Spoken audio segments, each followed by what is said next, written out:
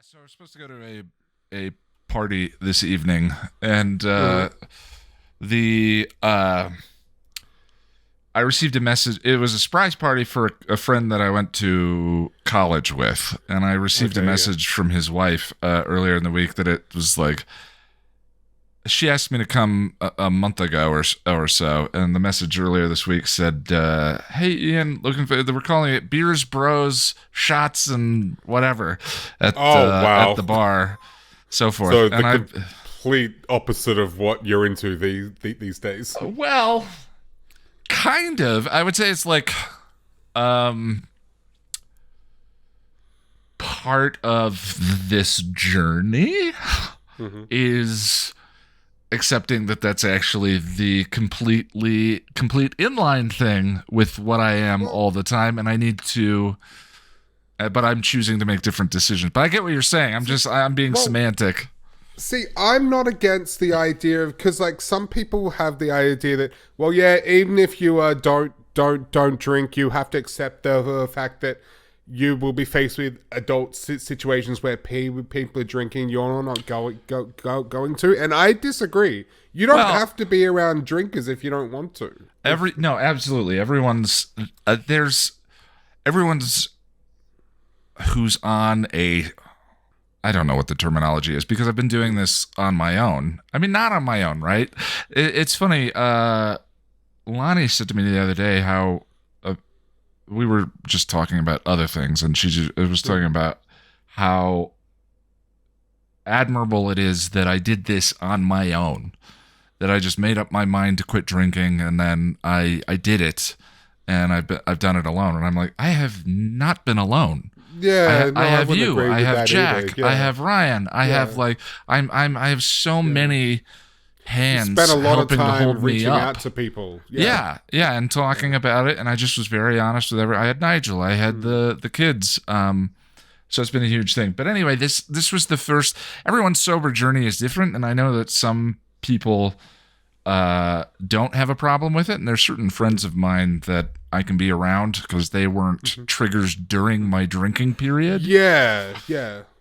But holy hell, shots, bros, and beers with someone I went to college with. Yeah. Which is where the seed was sown for this entire thing. It was the first time that I've had to have that conversation of,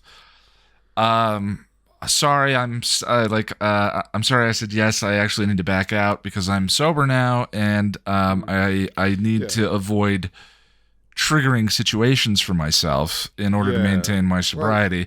But good luck, because it just feels like, I mean, for too much information. Do you know what I mean? It's like it's just like a dramatic TMI, but it's just it's the truth.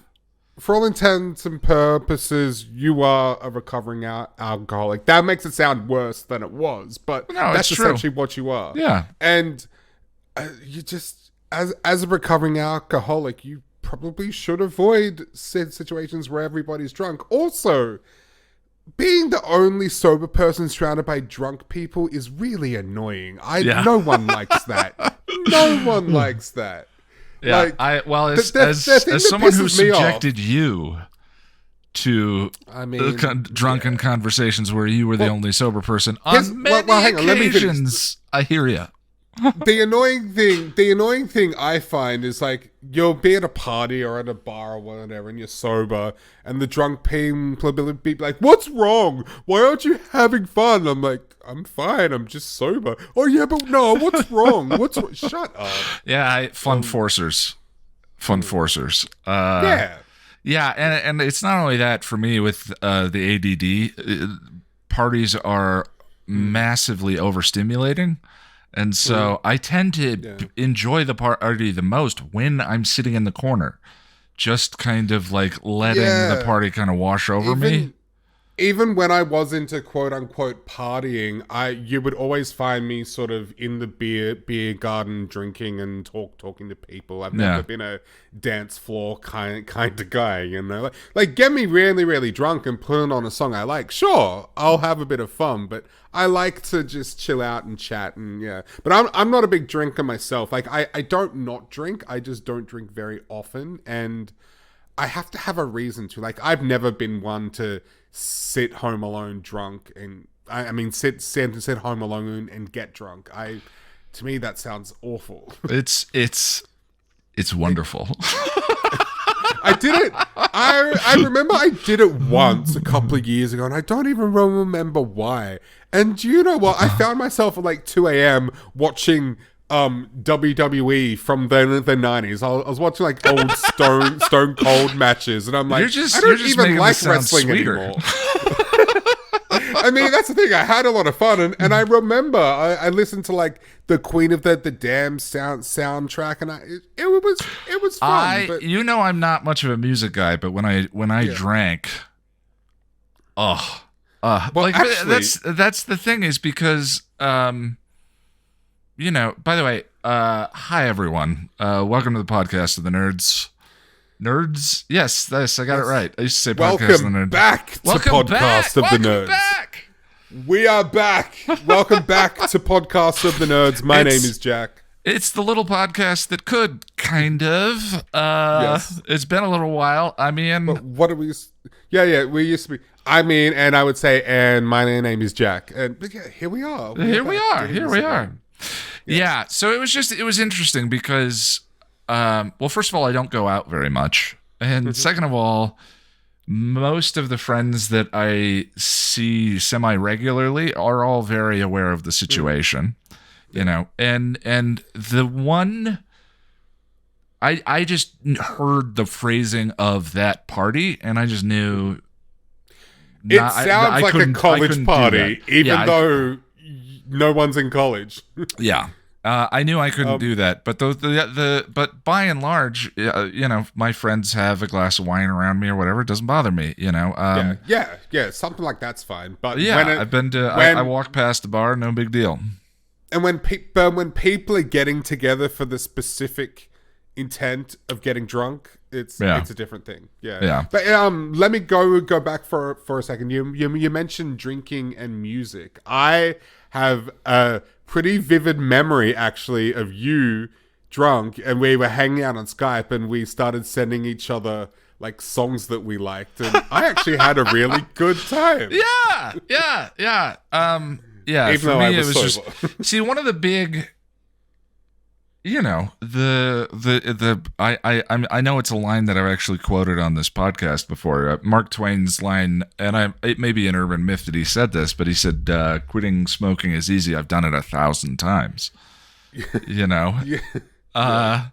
It's the staying that's the struggle, and one of the things I think was just quickly most of the Mark Twain quotes that you weren't actually said by Mark Twain. Yeah, that's what I said. Most of them.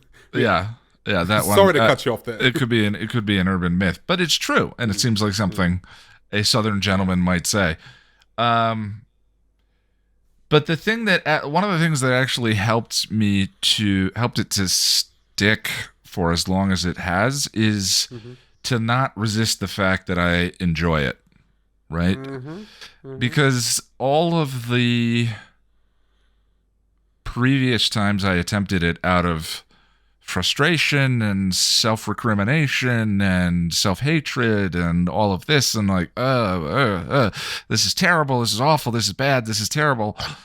The time when I finally quit, I was just able to say, no, I like it. And there's, because then I can start looking at the reasons that I like it. Well, and to then start working on those rather than doing it out of this sort of cold turkey self-hatred kind of thing, but just be like, yeah, I like it, but I want to make different decisions now. It's I like cake, but I shouldn't be having cake after every single meal. You know. I mean, I'm now 3.5 years into quitting smoking. Yeah, you've done a wonderful job with that. 3.5 years, and you know what, man? I still get the occasional craving. I do. But it's just easier to ignore it now. But particularly if I just talk about it or think about it, I get this little twinge of, ooh, a cigarette would be really, really nice. But then I think about it. After 3.5 years, even one drag of a cigarette would not be a fun experience. Head spins, coughing, all of that. It would not be fun. Yeah, and that's the thing I wonder how. I don't wonder too deeply because the thing is too is once that left my consciousness or my set of daily considerations, and it was a daily thing. Do I have wine in the refrigerator? Do I have liquor? Should I stop by on the store on the way home? What day is it? Is it weird if I drink? Because I wasn't a wake up and drink type. Yeah. But I was a binge drinking consistently every single weekend. Definitely a binge drinker. Yeah. And many weeks it was just thinking about that the entire time. And once that starts to leave my daily consciousness, it made room for other things, greater ambitions, greater peace. Yeah.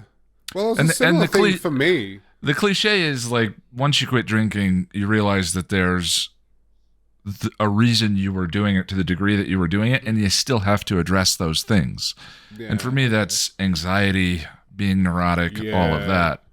Yeah. And, sort of, I mean, not to that depth, but it's a similar thing for me in that one of the driving forces that then has kept me off cigarettes is the fact that financially I can do so much more now than I couldn't, because particularly here in Australia, cigarettes are so expensive. The government increases the tax on them every 6 months or something. It's designed to get people to quit. But I was looking at cigarette prices the other day, and they're like $40 for a packet of 30 cigarettes, which is insane. But I mean, wait. How much? I know, like $40 for a packet of 30 tailor-made cigarettes. It's insane. They jacked the price up dramatically. I believe it's every 6 months, and it's to get people to quit. But I feel, is it working? I don't know. Yes and no. Here's the thing. For the most part, I think I disagree with it. Look, I understand that because we've got free universal healthcare, it puts a strain on the healthcare system. People getting treatment for cancers that are caused by smoking, whatnot, sure. But there are some people who are so massively addicted, whether they've been smoking for a long time or they just have an addicted personality, that nothing will make them quit. So what you are doing is just essentially taking food off their table. They will buy cigarettes regardless of how much they cost. Yeah, I would be interested to see what the rates are of addiction and how they coincide with poverty and income levels and all of that. I mean, I don't know, but I would assume that, the more impoverished you are, the more you are likely to use any kind of substance, really, because it's an escape of sorts. I think there was a Mitch Hedberg. I don't know if it was Mitch Hedberg who said, I miss him so much. I was walking down the street and I saw a homeless guy begging for money. I was like, Psh, he's just going to spend that on alcohol and drugs. And then I gave him the money because I was like, that's all I'm going to spend it on. yeah. That's Mitch Hedberg. Yeah, something like that. God rest his soul. But it's just interesting that how those kinds of things drive people to be poor, as opposed to fixing the actual problem. Exactly. And which is cultural rather than... That's the problem I see with that tax, is I think it is just taking money off people who probably don't have a lot of money to begin with. The cost of it was pretty low down on my list of priorities when it came to quitting. For me, it was basically health related, and the fact that I have health anxiety as it is, so I don't want the worry of lung cancer on top of everything else I have to worry about. And I've saved a lot of money from it. I now have a pretty great collection of action figures and stuff that I would not have if I had not quit smoking. I'm currently lay buying a 4K television, which I would never have been able to do because cigarettes were so expensive, and I was spending so much money a fortnight on cigarettes. So yeah, I'm glad I quit. It's interesting. I always think about too. There are. I can't remember the specific incidences, but I know that there are primates who will deliberately seek out fermented fruit on the ground to get drunk. To get drunk, and there are elephants that do that as well. That eat particular varieties of mind-altering things. Yeah, because there's something about it just makes you feel being an animal that makes you desire mind alteration. When we are kids, we'll spin around in circles over and over and over again to get dizzy because it makes us feel a little different. I think, I mean, this is a different issue, but it's why I don't believe, I don't know, when it comes to most drugs, I sort of believe that, I mean, I have the belief that the act of altering one state of consciousness should not be a crime. I don't think that should be a crime. No. Look, drugs are dangerous and whatnot, but we've seen throughout his history that prohibition doesn't work. I believe it was Portugal quite a while ago. They decriminalized all drugs, and then they dumped all of that money they were saving into drug treatment programs and getting people off drugs. And the rate of drug use in that country has dropped dramatically. I don't know the exact figures, but it worked. And so I think drug use in general, whether it's drinking, cigarettes, I don't know, heroin, it should be treated as a health issue rather than a criminal one, I think. Yeah. Well, we should... Yeah, all, this went. What the hell? Hey, we're back, baby. We're back. Yeah, tangents. We're back. Hi, everybody. It's good to see you, Jack. What are we talking about today? Well, Ian, we thought we would spend a little time getting reacquainted with you guys.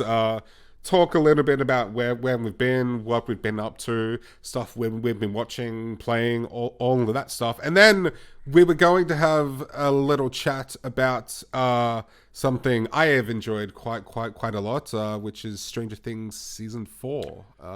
I know where I want to start with that too, which I think is pretty funny about how it informs the two. So one of the difficulties with talking about kind of where we've been is I don't remember when the last episode was or what we were talking about at the time. The last episode I did solo, I'm pretty sure. The last episode was my solo one. You had gone away somewhere. I believe you were going to see Lonnie and I were traveling or something. Something like that. And so... yeah, I did a solo podcast, and that ended with, and me and Ian will be back next week, and we'll see you then. And I think it's been close to a year now, hasn't it? It's been a been a hot minute. Yeah, I think my mic may have been a little hot earlier there. I'm going to move it away from my face slightly. Sorry about that. It's okay. I'll fix it in post. Future Jack editing this. Yeah.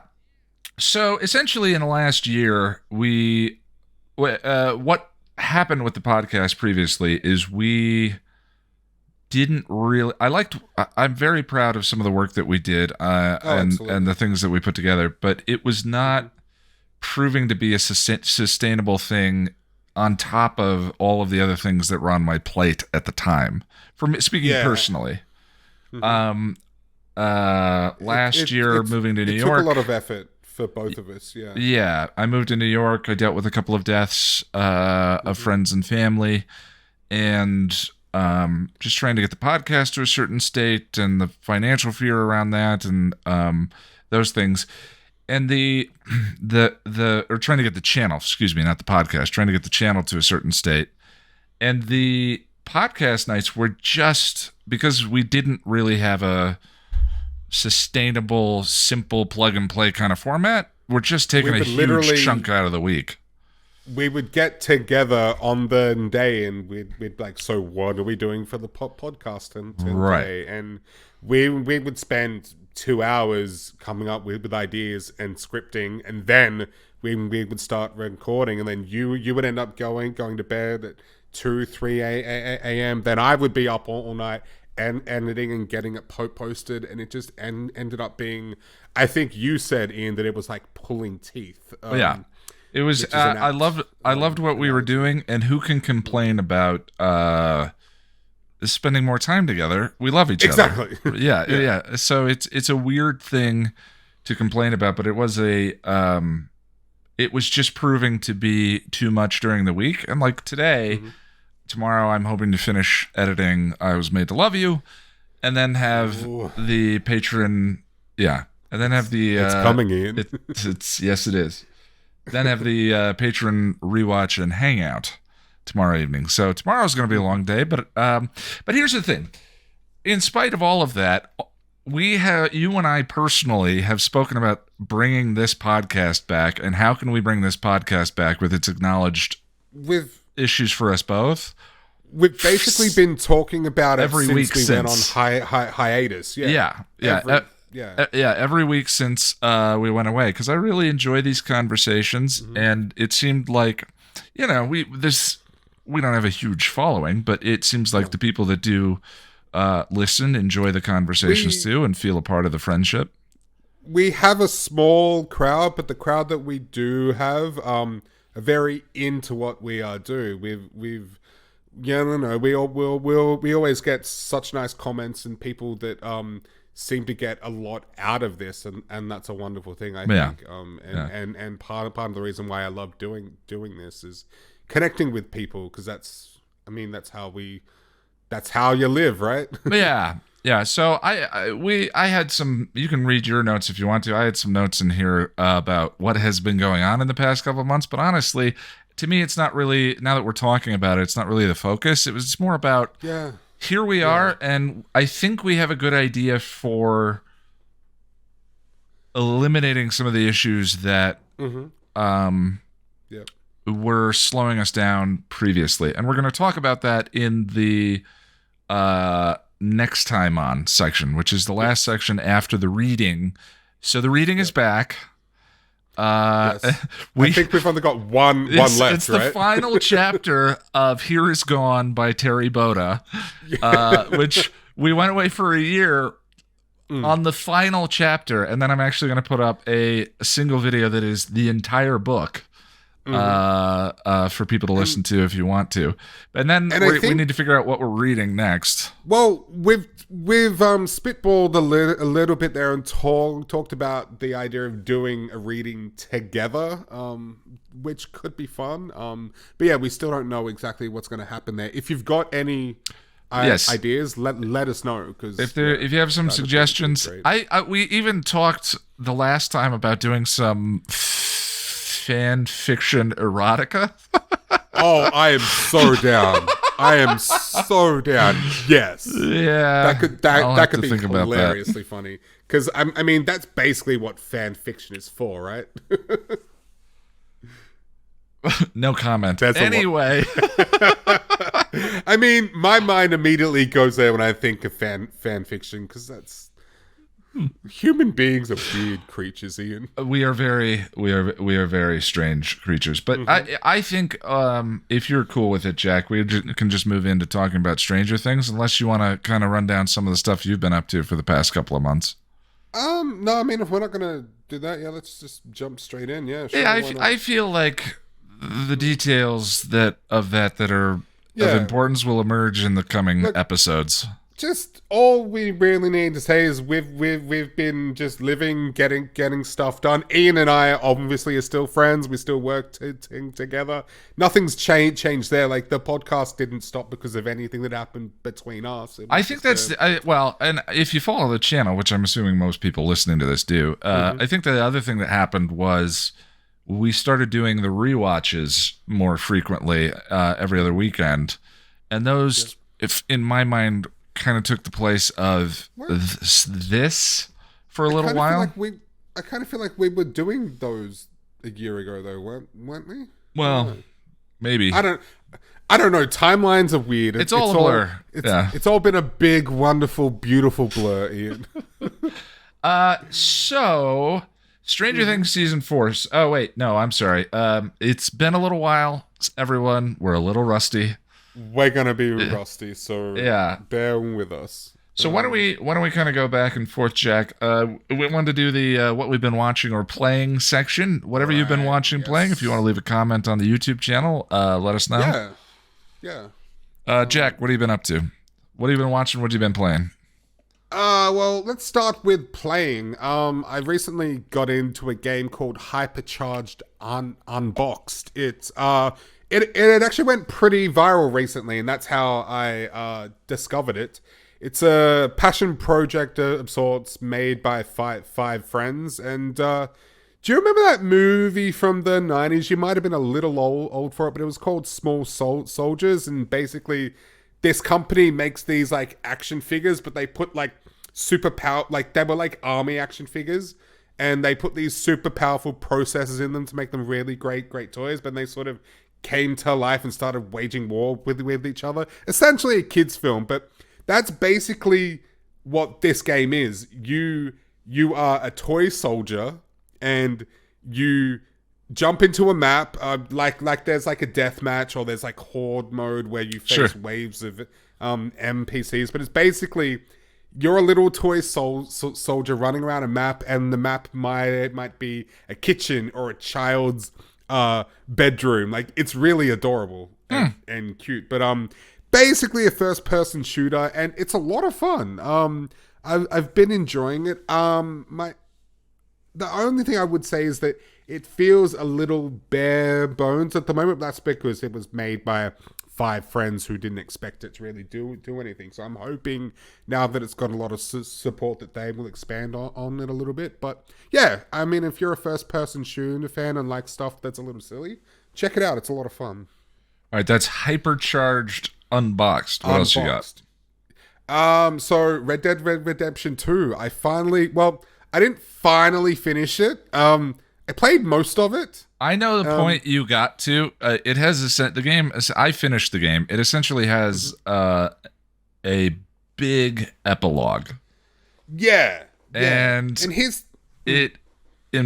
when I played it, I think you're fine stopping where you stopped, because the epilogue is a little bit of drudgery, in my opinion. Yeah. Well, so spoiler alert. I'm gonna spoil it's a an old little game. bit, but yeah. But essentially, Arthur's story ends. He dies, and then you switch to playing John Marsden, which is fine. But I played the first couple of missions, but you're just basically doing menial tasks around this farm, and I'm like, this isn't what I wanted to play. Also, because I looked up how many chapters there were in the game, and I read that there was 10, and so I wasn't expecting this part where Arthur dies and you switch to someone else, like to John. So I was spending a lot of time going around doing like the side missions, the stranger missions and stuff, and it reached a point where for some reason in their game, all those markers disappeared from the map, and I thought, okay, well, if I play the story, yeah, you do the next chapter, again. And it just didn't, and I'm like, wait, hang on, I wasn't done, but still a gorgeous game. Really, I found the story really engrossing. Like when Arthur gets sick, I didn't expect that, and It gave me the feels, man. There's lots of good stuff in there. And I found myself getting really sucked into the world. I loved riding around and just not knowing what was gonna happen. Would I run into a stranger? Would I get attacked by bandits? And I loved the fact that I'd be riding to a mission and I could get sidetracked by any of those things. I know for some people, including yourself, Ian, you found that a bit of an annoyance, and I get that, but for me, I really enjoyed it. Red Dead is one of those games that I think is spectacularly put together. Mm-hmm. The pinnacle of what the medium is capable of at the time that it came out, and not for me. Yeah. And because of that, I just don't see the need to get into my nits and picks about it.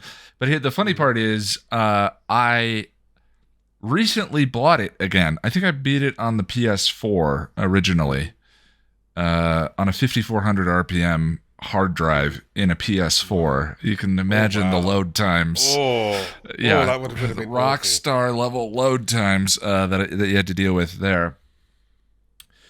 But so the last campaign game that I finished was Cyberpunk. It was a year after the release. It was on Steam and you really sale. Loved it, yeah?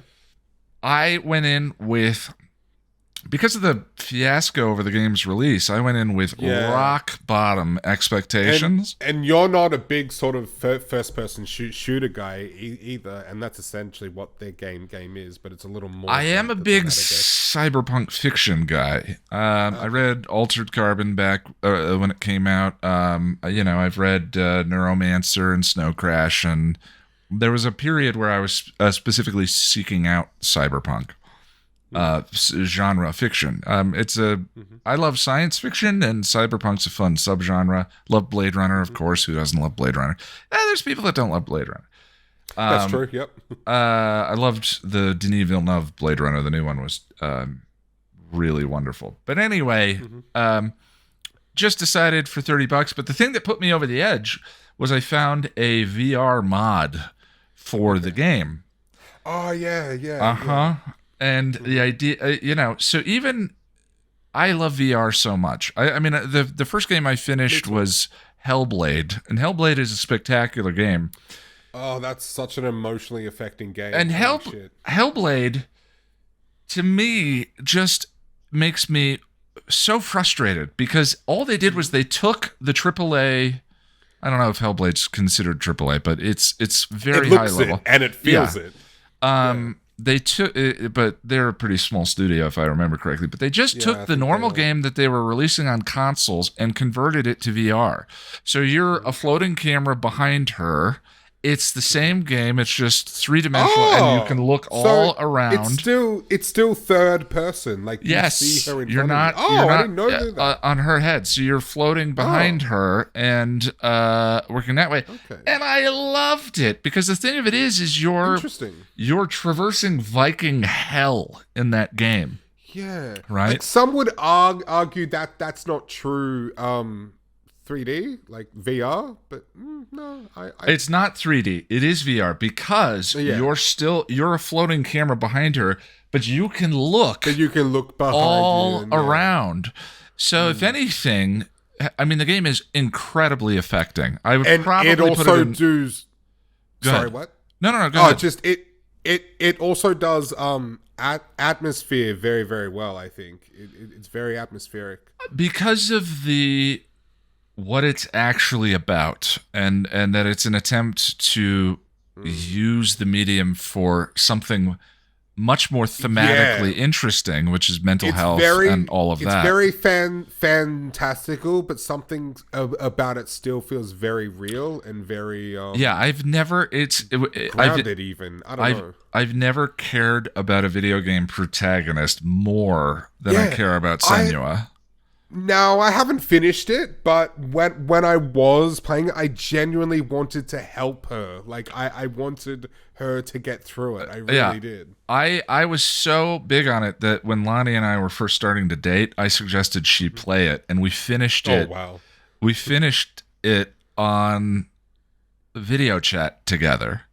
Because I knew the ending was coming. And I said, "Here, I want to watch you play through the ending." And the two of us, I don't remember if she cried, but I cried through the end. And we just sat there and talked about the end of that game for a while. But my point was that just taking a game and altering nothing else except allowing you to be a VR camera behind Senua and looking around changed the level of immersion in the game so that I felt like I was on the journey with her. I felt in those places. I felt like I was in Viking hell. Yeah. I bonded with immersive. her. Yeah, the journey felt much more harrowing because I was in that environment with her. And I wish that more companies did that. So Cyberpunk, I found out, like I thought, okay, even if the game's terrible, the environments look incredible, and to be able to be in those environments in VR, right, would be enough for me.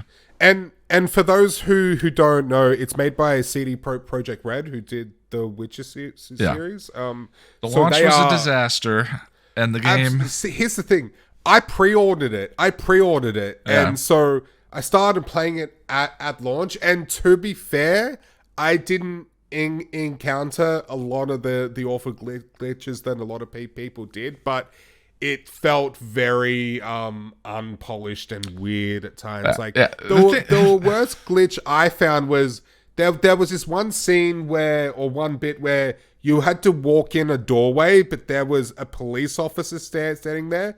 But every time I tried to walk through, he would like shove me away, and I'm like, wait, am I going the wrong way? But I looked it up, and it was a bug apparently. Yeah, the online video game community.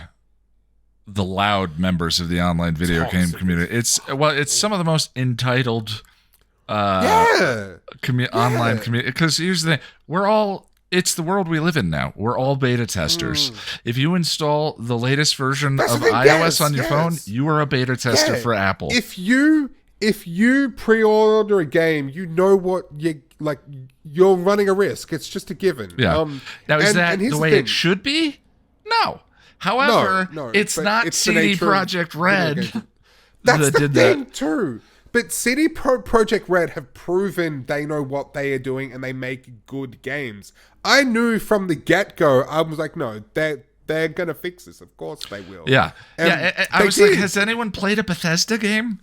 Those games release unbelievably broken.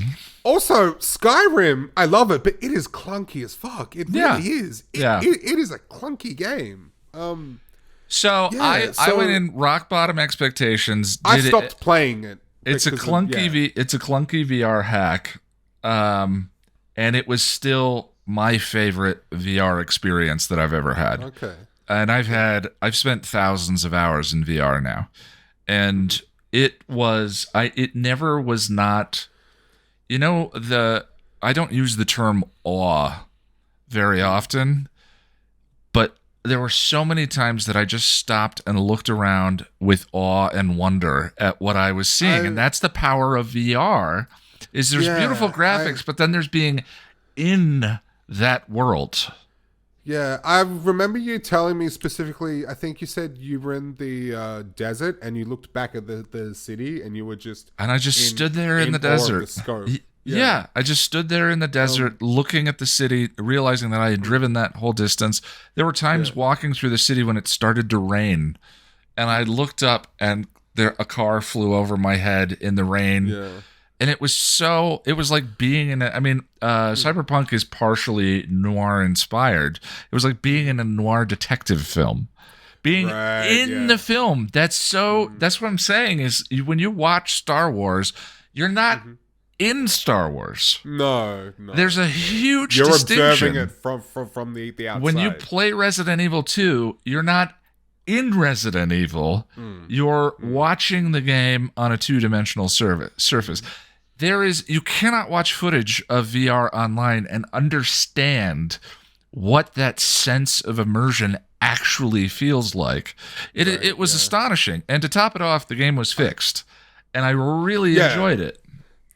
That's the thing. I put it down and I just thought, you know what, I'm going to wait for them to fix it and then I will play it because I wanted to have the experience that they intended for me to have, and I just haven't gotten around to playing it yet. But from what I hear, they fixed it and they absolutely nailed it because, of course, they would. They're CD Projekt Red. They make great games, so you know. And Keanu Reeves is in the game, and I thought that it would be kind of a meh. Like, I like Keanu Reeves. From what he's saw, fine. I liked Johnny Silverhand. Yeah, but it was pretty cool. It was way cooler. The VR does raise some curious, I don't know what to call them, right? Okay. Considerations. Okay. So, mild spoiler talk for Cyberpunk for a second. Also, maybe a little more adult than we get into in this podcast from time to time. There's sex scenes. There's lots of sex scenes, right? In the game, yeah. Yeah, which, again, I realized, too, that a lot of games like Deus Ex, they do the cyber. They don't do the punk, right? Yeah. And the punk aspect of Cyberpunk is like body modification, drugs, alcohol, sexuality, biology, all of that. Yeah. And Cyberpunk brings all of that back in again. And I was always like, yeah, that's in Altered Carbon. That's in Neuromancer. That's in all of the mainstay cyberpunk fiction. But anyway, yeah, there's a bit in the game where you start going to one of Johnny Silverhand's memories, and then you're having sex with a groupie. Okay. In VR. Okay. Right? Okay. Now, I'm not I like to think that I'm a sort of open-minded person, but that moment too was a moment like, whoa, okay. It's just this moment of the immersion is so real that, for my part, I have I have what might be referred to as space issues. Where it's like I have a bubble, a pretty rigid bubble. When people are around me, and there's if you're high on the trust scale, then I'm very huggy. But if I don't know you, so in a game to suddenly be immersed and have a person this close to you, completely naked, was a thing I wonder if VR is going to have to deal with. Do you know what I mean? Okay. To just throw any average user into that scenario, let's say VR reaches saturation point, right? Market saturation where it's common enough. Oh, it's gonna happen. It's gonna happen. I've always been an early adopter. I would say VR isn't in its infancy now. I'd say it's in its adolescence. I guess. That's a good way of putting it. But it's just an interesting thing where it's okay, your users, if this now the CD Projekt Red didn't do this. They didn't hack. I hacked the game so that I could use it in VR. The VR was made by a third-party person, right? They're just turning the thing, right? But it was really bizarre, and I just thought about that's not there's something there about especially with VR and immersion, because it triggers something specific for people where you feel, do you have to disclose that there are sequences in this game that... I mean, yes, because I think the game does say that there are sex scenes in it. It's rated... I suppose you don't need its anything. rating does mention... Yeah, I mean, that's all you really need, at least from a legal perspective. Just mention what's in it. I understand what you're saying. I don't have the same hang-ups about the same feelings. It does. I think it does speak to the power of immersion, though, that it did trigger my sense of whoa, who is this person standing so close to me? Right? Yeah, I've had experiences in VR that are much more... You know what? No, I'm not going. I'm just saying, the fact that it triggers that, if for a person like me or whatever, is a fascinating consequence of the technology, right? I definitely agree that you should be if it's a VR game specifically, you should be aware going in of the things you are going to experience, because it can be really off-putting. It's I've played horror games in VR. They're fucking terrifying. Or just YouTube horror has VR experiences. Horror is unplayable in VR. I know it is. It is even I stumbled on this YouTube VR It experience. Where you go through a fun house and Pennywise is there and it's fucking terrifying. Yeah. It is and it's so scary. So I think you should be made aware of what you are getting into. I think absolutely. That was more of an aside. The thing I wanted to say is after finishing Cyberpunk, which was wonderful, and that was another interesting thing was I play. You can play as a man or a woman in the story. I played as a woman. Well, I often do. And then to play it, in VR as a woman and to look down and see her own body, that's another strange wrinkle to the whole experience. Or not as strange, but just, you know. One thing I want to commend CD Projekt Red for is the fact that gender in that game is... You can customize your body down to like genitals and everything, and you can mix and match. And I know a lot of trans people. I know of a lot of trans people who felt very seen by that game because you are able to make a character that is like a woman with a penis or whatever, like that. So I think it was pretty kind of revolutionary in that way, and I take my hat off to them for that, because it explores not only gender but like what it is to be human, I guess. And that's a huge aspect of so the cyberpunk genre is the idea of what is the soul, what is identity, what is personality. There's a bit in Star Trek that fans talk about, but is not very often referenced in the show. The transporters in Star Trek are absolutely a nightmare. They tear your body apart. They break your body down into its component matter. Yeah, and the idea is what comes out on the other end. Is it still you, or is it just a complete copy of you? It sends a digital signature, a digital copy of you down to the transporter down on the planet, which then builds another version of you. And so is it every still time you you beam up and beam down? Yeah. But Star Trek never gets into that. There's an episode or two where it talks about it. But Cyberpunk does. That is very much what Cyberpunk is. That is very much at the nature of Cyberpunk. Altered Carbon, the setup for the universe is that, and I haven't seen the show, but in the books, people at a very young age have a chip implanted in their necks that is constantly backing up them. And when their body dies, their chip can be downloaded and put in a new body. And so one of the ways that they do space travel is they don't send the body.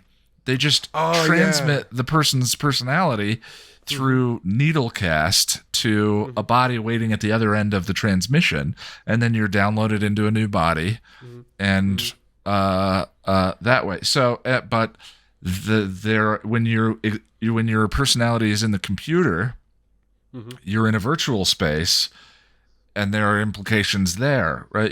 So that's one thing the game really. Sorry, I didn't mean to bump the mic. That's one thing the game really did for me, was it reconnected me to what I really love about cyberpunk, the subgenre of science fiction, because it dove into all of those things. Johnny Silverhand's plight is very much an aspect that is common to cyberpunk fiction, and some of the decisions you have to make over the course of the story.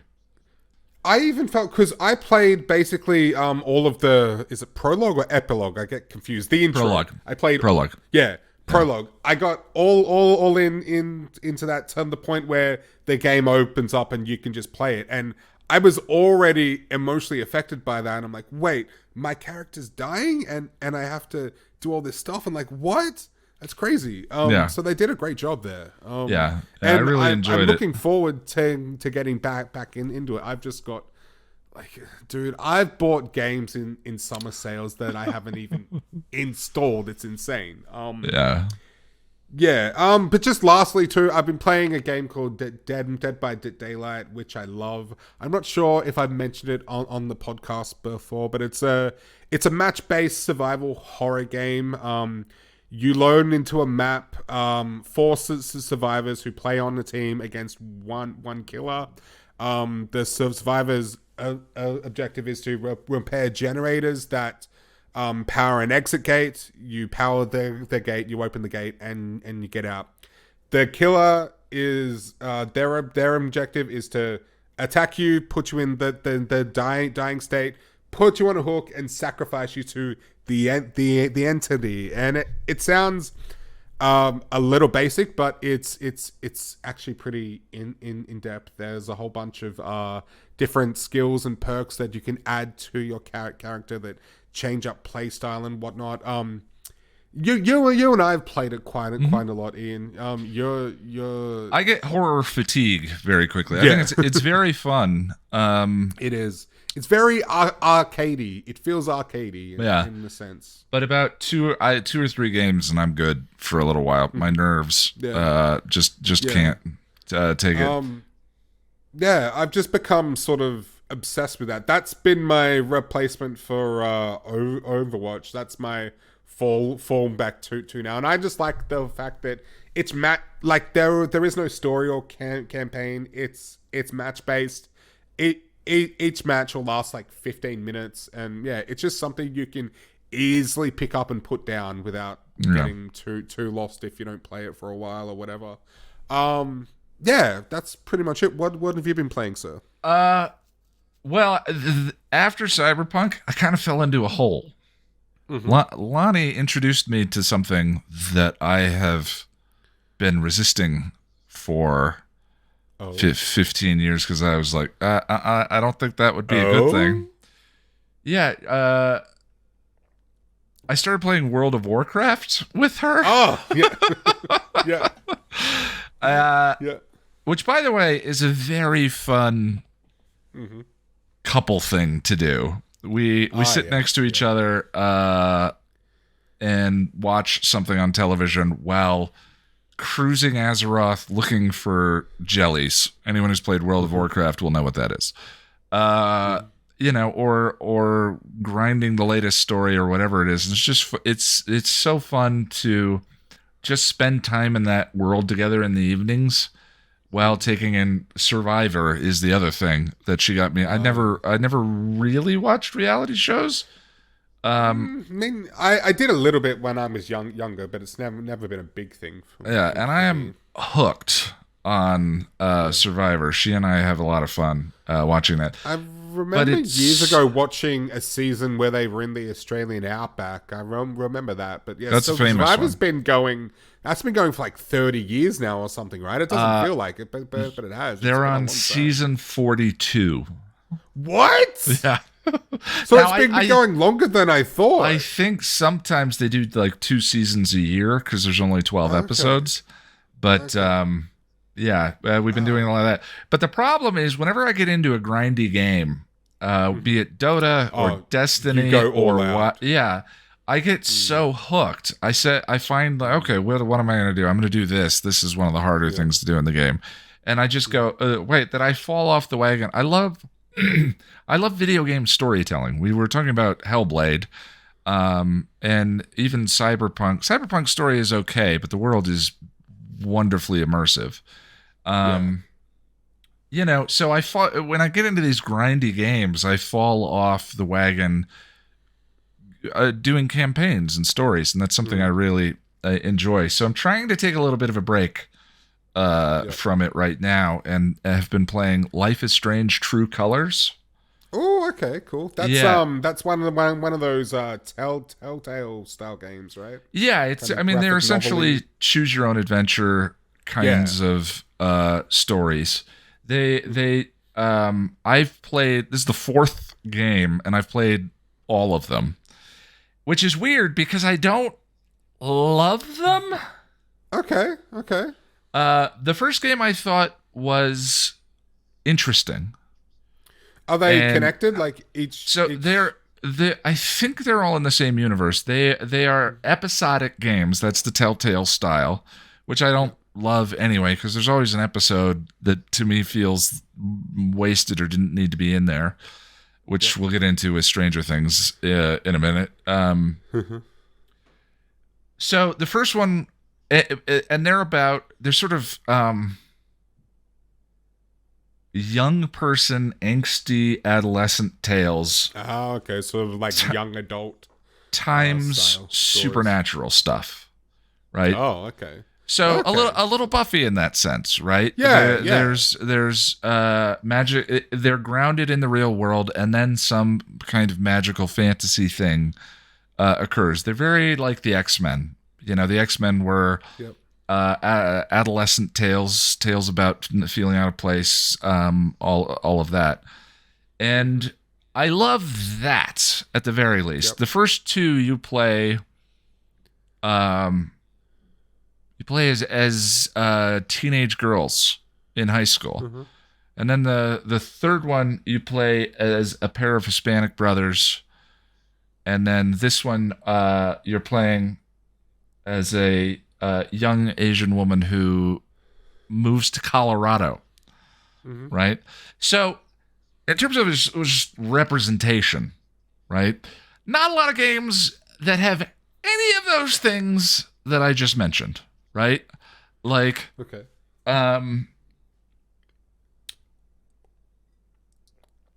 So I appreciate that on that level. I also love the games have a lot of influence from like Twin Peaks. The second game was a prologue to the first game, and boy is there it's just Twin Peaks all over the place. And I really enjoyed Twin Peaks. That's something that you and I will watch eventually. Yeah, I've always heard great things. I've just never got. Well, you say you're a big David Lynch fan. I don't know where your David Lynch fandom comes from, if not Twin Peaks. Do you know what? Me neither. It's probably just his. I know he has a reputation for the weird, and I love the weird. So, yeah, you know. Yeah. So the first one I thought was interesting, and then didn't love it, but enjoyed it. The second one I really enjoyed. It was the prologue, and then the third one I despised. The third one kind of fell into this. Politically speaking, I'm a progressive liberal, right? Yep. The games were so pandering to the third game was so specifically pandering to my political demographic. I don't like. See, I'm a left wing progressive as well, but I don't like being paid. It's boring. It's boring, and something about it feels kind of insulting too, in a way. Or like they're trying to like reductive and just not and like preaching to the choir, which is stupid and pointless. You know? Yeah, there was the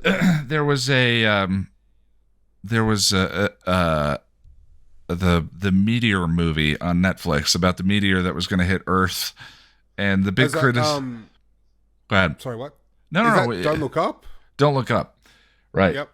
I didn't see it, but one of the common criticisms I heard levied at it was the same as this: is the people who should watch the movie aren't going to, because they're going to be put off by them being represented as idiots in the story. Here's the thing.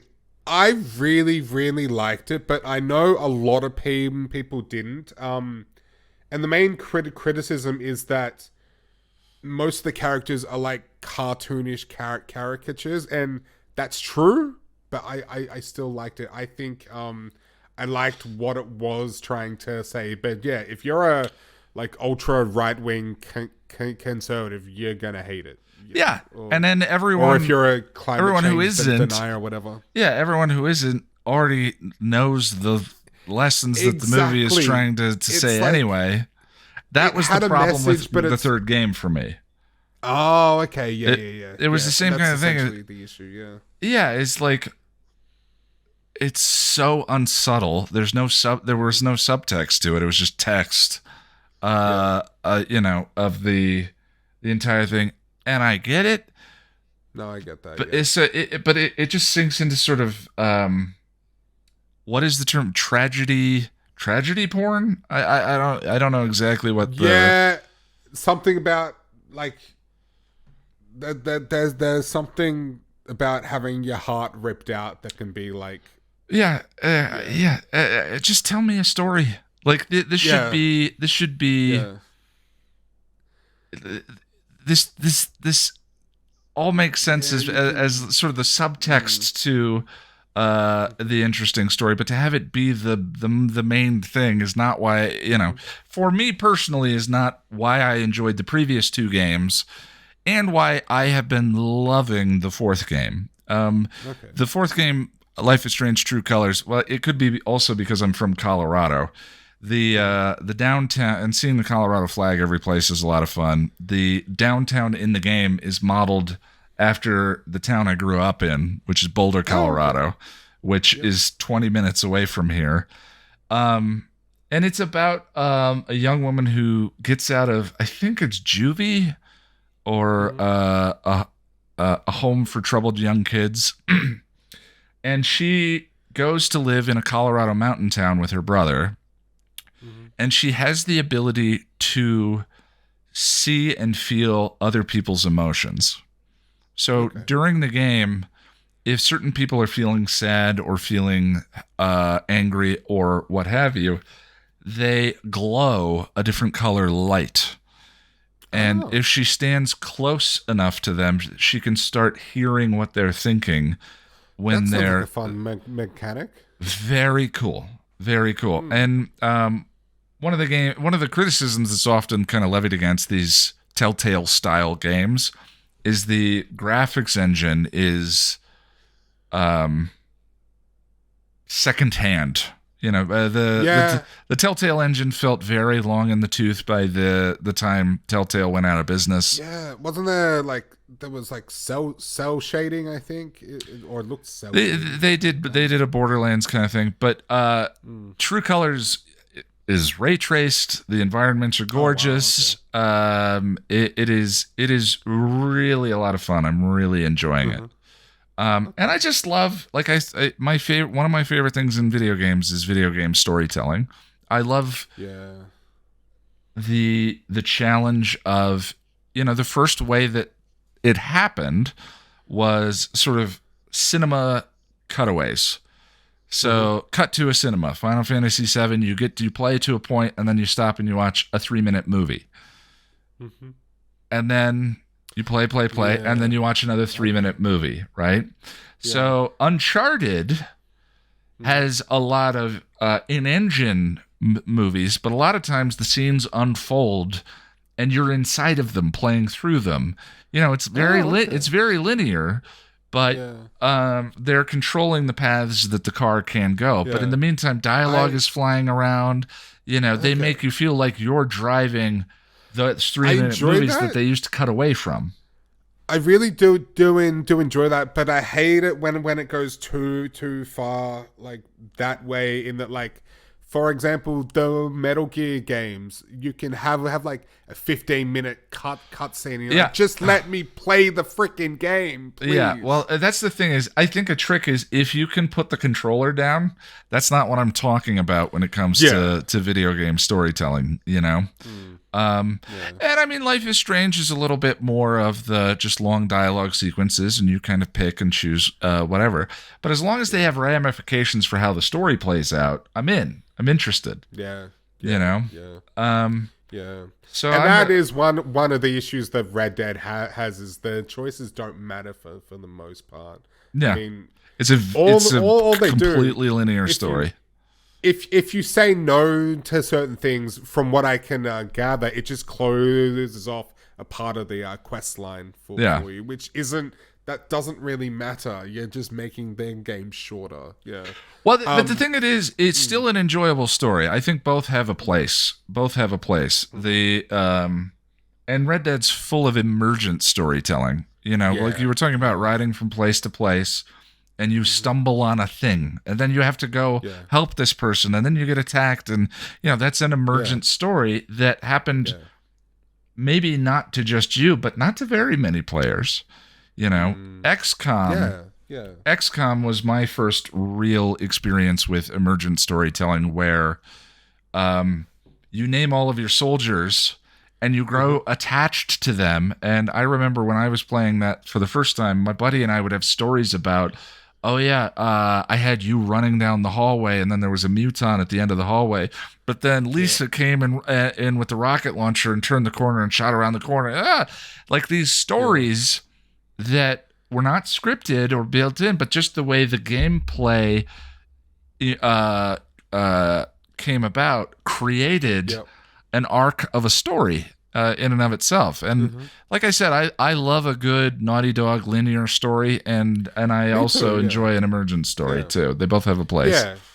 Yeah. I think so too. Like, I can get a little overwhelmed if it's too expansive. So occasionally, it's nice to get into something that's A, B, C, D, like linear. Yeah, it can be really, really fun. Well, we are running a little bit long. Do you want to save some of the talk for the next time, and we'll just get into Stranger Things? Why not? Yeah. All right. Well, that was a lot of video game talk, but we haven't been here. Haven't had a chance to share with you guys, talk about these things. Yeah, like, we do have some notes in terms of what we've been watching. We can save that for next time. Yeah, I saw some things. I as we were talking, I just saw your list, and I was like, I haven't watched that yet. I don't want to hear anything. No, that's fair. I can't take my headphones off. So Stranger Things season 4. So this is a new thing, and we don't know how this is going to go just yet. No. We decided to bring the podcast back on Monday. It is Friday, and Jack, I watched about half of. It's 12 hours of content. I watched about half of season 4 by this morning. And I watched 5 hours of Stranger Things season 4 today. See, I was lucky in that I basically watched it all when it came out. Well, they released it in 2 parts, but I've seen it all. I had planned to do a rewatch for this specifically, but I just ran out of time and I didn't do it. But it's all good. I still obviously I've seen it, so I know what happens and whatnot. So, just to put your mind at ease, there may be a handful of you here who have not watched it, who aren't going to watch it, or who have watched it. And we are going to start with kind of general overall feelings about the season itself, what we thought about the previous seasons before, where this one landed for us, and then we're going to give you a big old spoiler warning before we get into any specific comments about the season. And it'll all be in the chapters as well. So if you want to skip over the spoiler section, you can do so with the chapters. So Jack, what did you think of Stranger Things season 4? This is probably my favorite season so far. I think my feelings might change when I do a whole rewatch, but I had a ton of fun with this one. I really enjoyed it. Well, what's been your, first of all, where are you in the Stranger Things fandom? Do you love the series? It's good. It's entertaining. To give us some background. Here's the thing. So initially, I was sort of the upper end of ambivalence. Well, no, look, I liked it, but I wasn't in love with it. But that's changed because I watched the first part of season 4, so volume 1, and then while I was waiting for volume 2, I rewatched the entire series and kind of fell in love with it. And I don't know why that didn't happen the first time. Yeah, the first time. I think part of the problem too. It's been a good while since, like, between seasons. They've I think there's like seasons and 3 was 2 or 3 years ago at this point. It was a while ago. Well, it definitely was affected by COVID. And one thing I noticed is that this season was very flashback heavy for some reason. Compared to the other seasons, they've never shied away from flashbacks completely. No. But man, there were a lot of cutaways to previous things. It was flashbacks were used as a very integral way to tell the story this season, I think, especially for 11 and whatnot. I'm trying to think if I think it was integral. I mean, Well, they're all over the place, but I just what do you think the motivation was?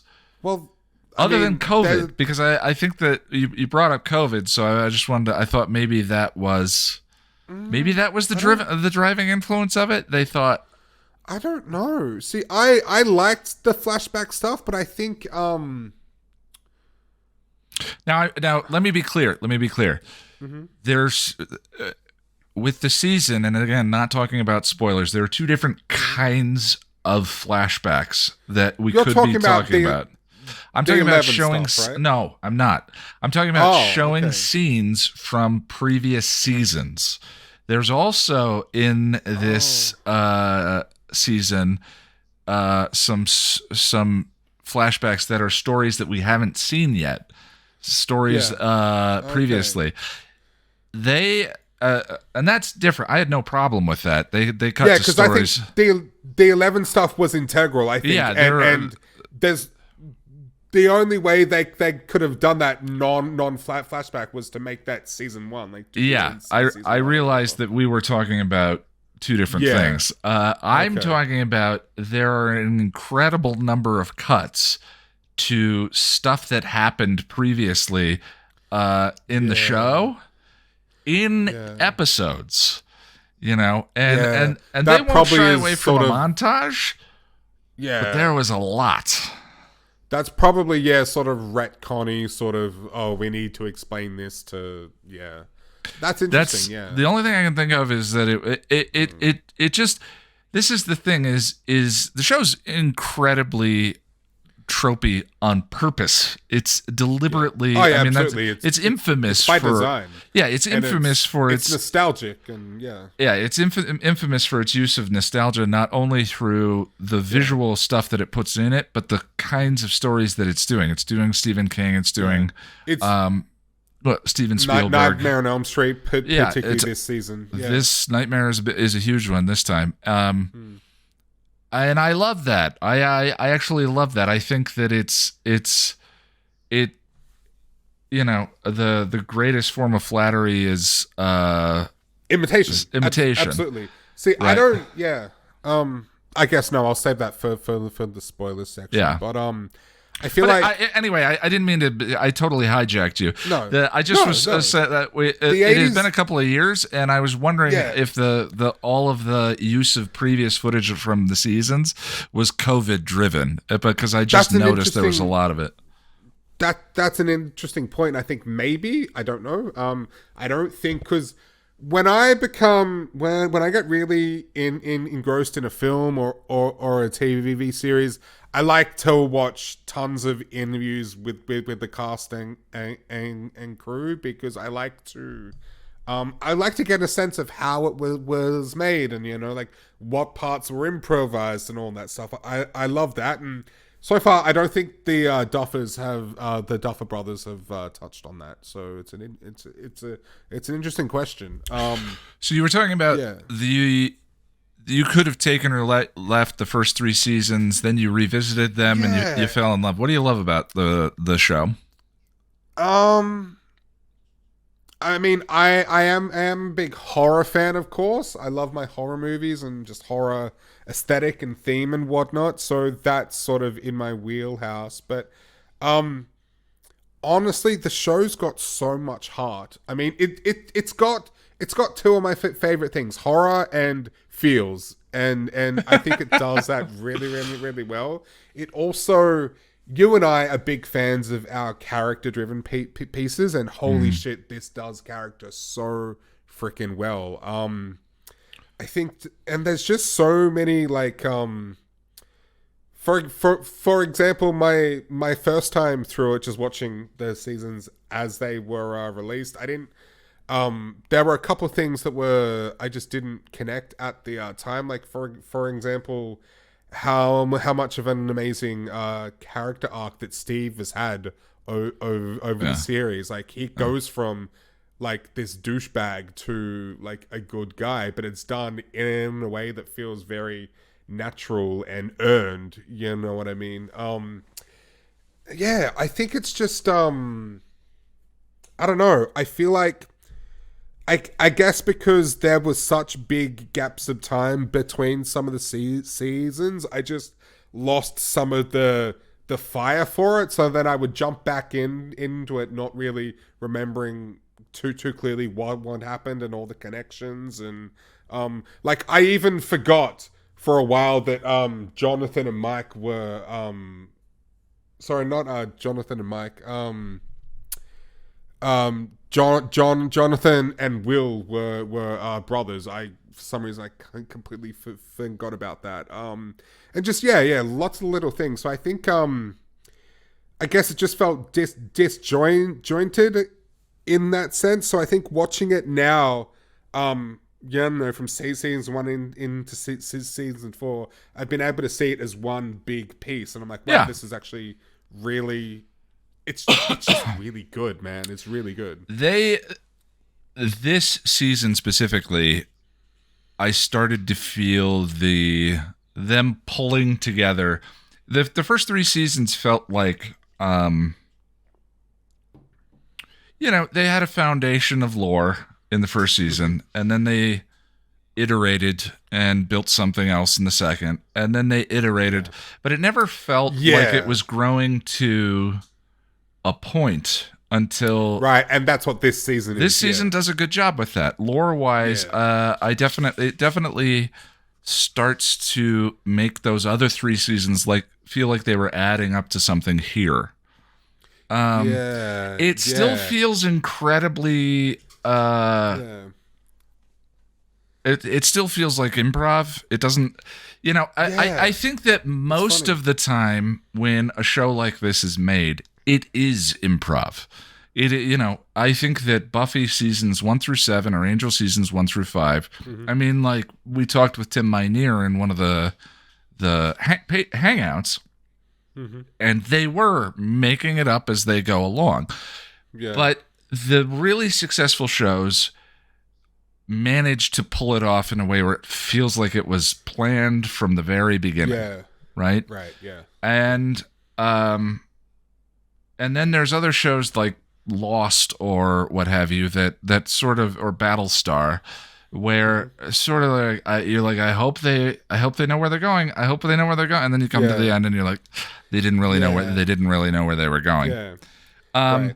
So this is somewhere between those two for me, where it feels it still feels like they were kind of just feeling this out, and because a lot of I have a list of nitpicks that I'm not going to go through, but there's a list of like, wait, what? How does that? Oh yeah, how does this? A lot of that stuff, I'm just like, whatever. I don't care, because what they are doing is so entertaining and so exactly. I don't care. It's the characters are so good. They have so much charisma with each other. The actors are so strong. Yeah, and I know there's what enough you mean, though. Emotional punctuating moments that it's like, that's all I need from this show. Absolutely, yeah. But I know what you mean, though, because I had this feeling between like when I first watched like season 2 and 3. So like season like 1 and 2 are very much surrounding Will, and they're almost like a seasons and 2 sort of piggybacks off season 1 a little bit, but then season 3 starts something like different. I mean, we know in hindsight that it was all connected, but I did have this feeling with season 3. I'm like, okay, so they defeated the villain at the end of season 2, and now it just starts again with a new thing. Like, what? Really? Like, I don't know. It felt like they were just doing like an anthology horror series with the same characters or something, Yeah.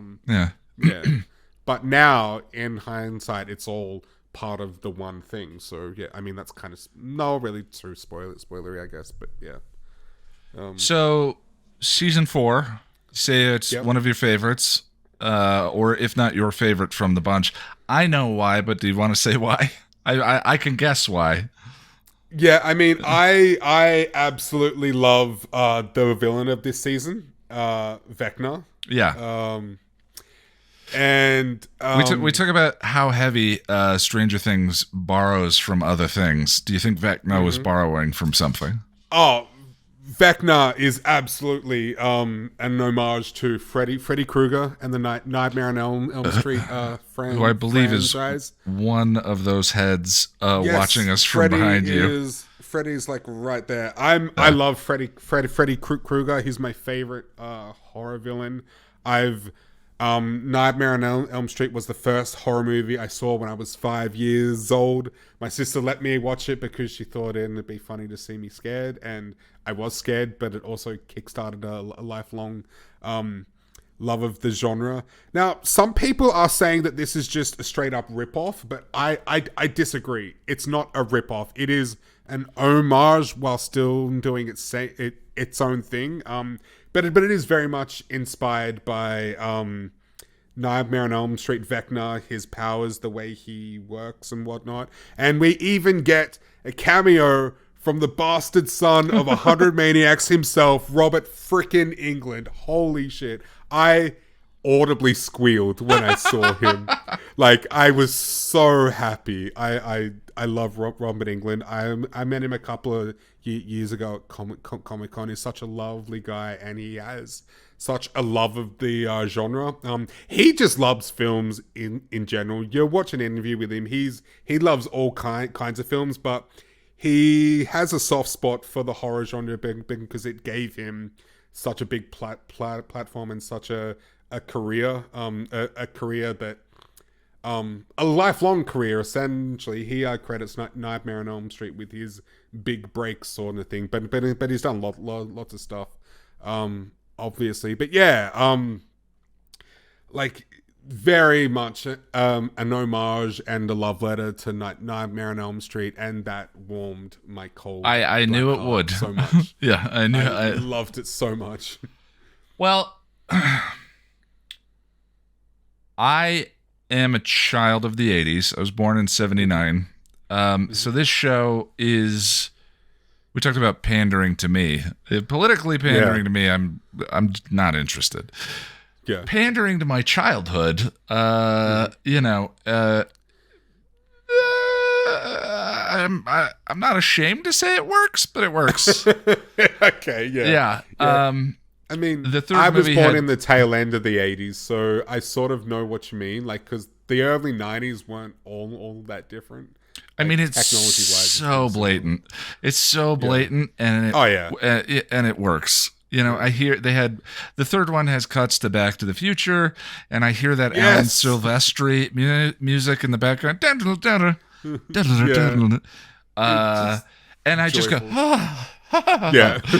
You know, the way you are about Freddy is the way that I am about a lot of the 80s stuff. And I can't remember what I saw recently.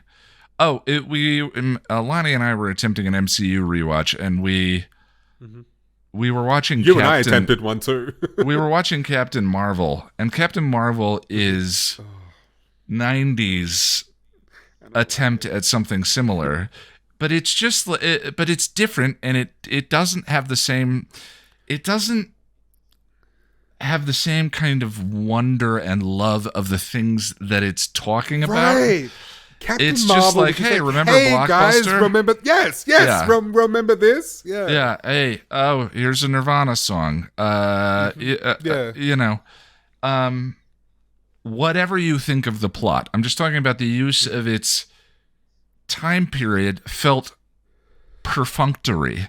That story could have taken place at any other time period and it would have been identical. Also, it doesn't feel like the 90s, that film, whereas Stranger Things feels like the 80s. It really does. Yes, the kids are defined by their interests, their hobbies, which are very much of the time and the place. One of their defining characteristics are their interests and hobbies that are specific to that time period that end up playing a role later on in the story.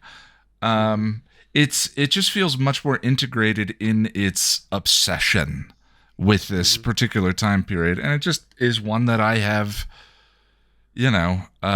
uncontrollable nostalgia for. Let alone the fact that the actors are absurdly good for kid actors.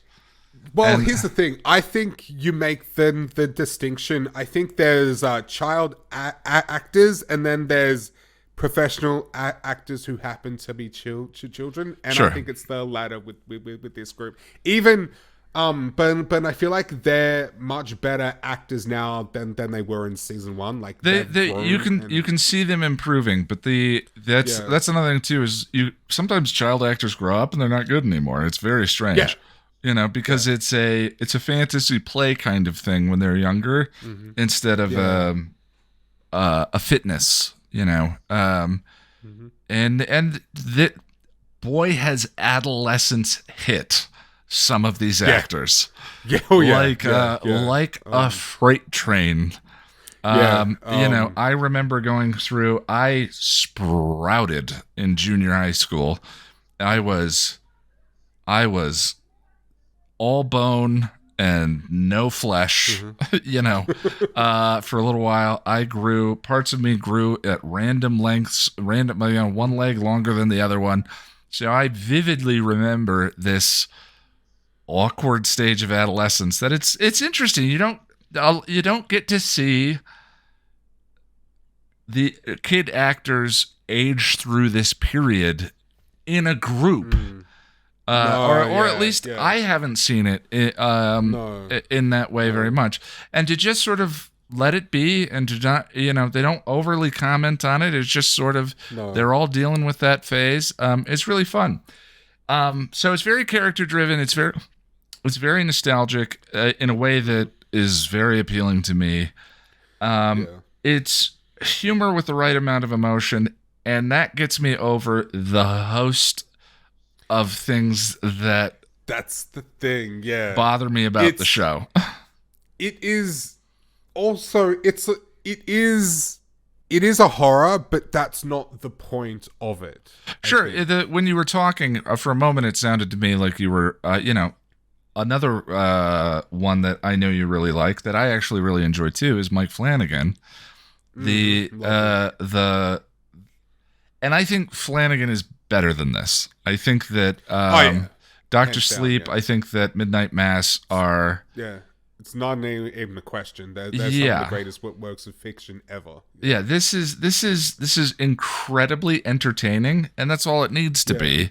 Exactly. And I have a lot of fun with it. And it feels like it's an adventure that you go on with these characters. Yeah.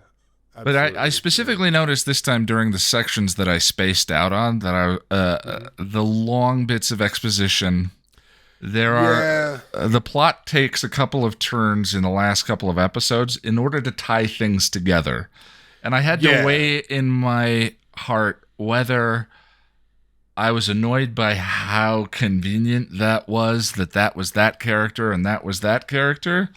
Versus how much I enjoy a story being tied together at the end. That's the thing. The mechanics of that occurring in the story. Yeah, but in the end, you just shrug it off and go, "Who cares?" Like, because it's just fun. I think it's the scariest season. I think the horror elements are cringe-inducing, and not in a critical way, but in a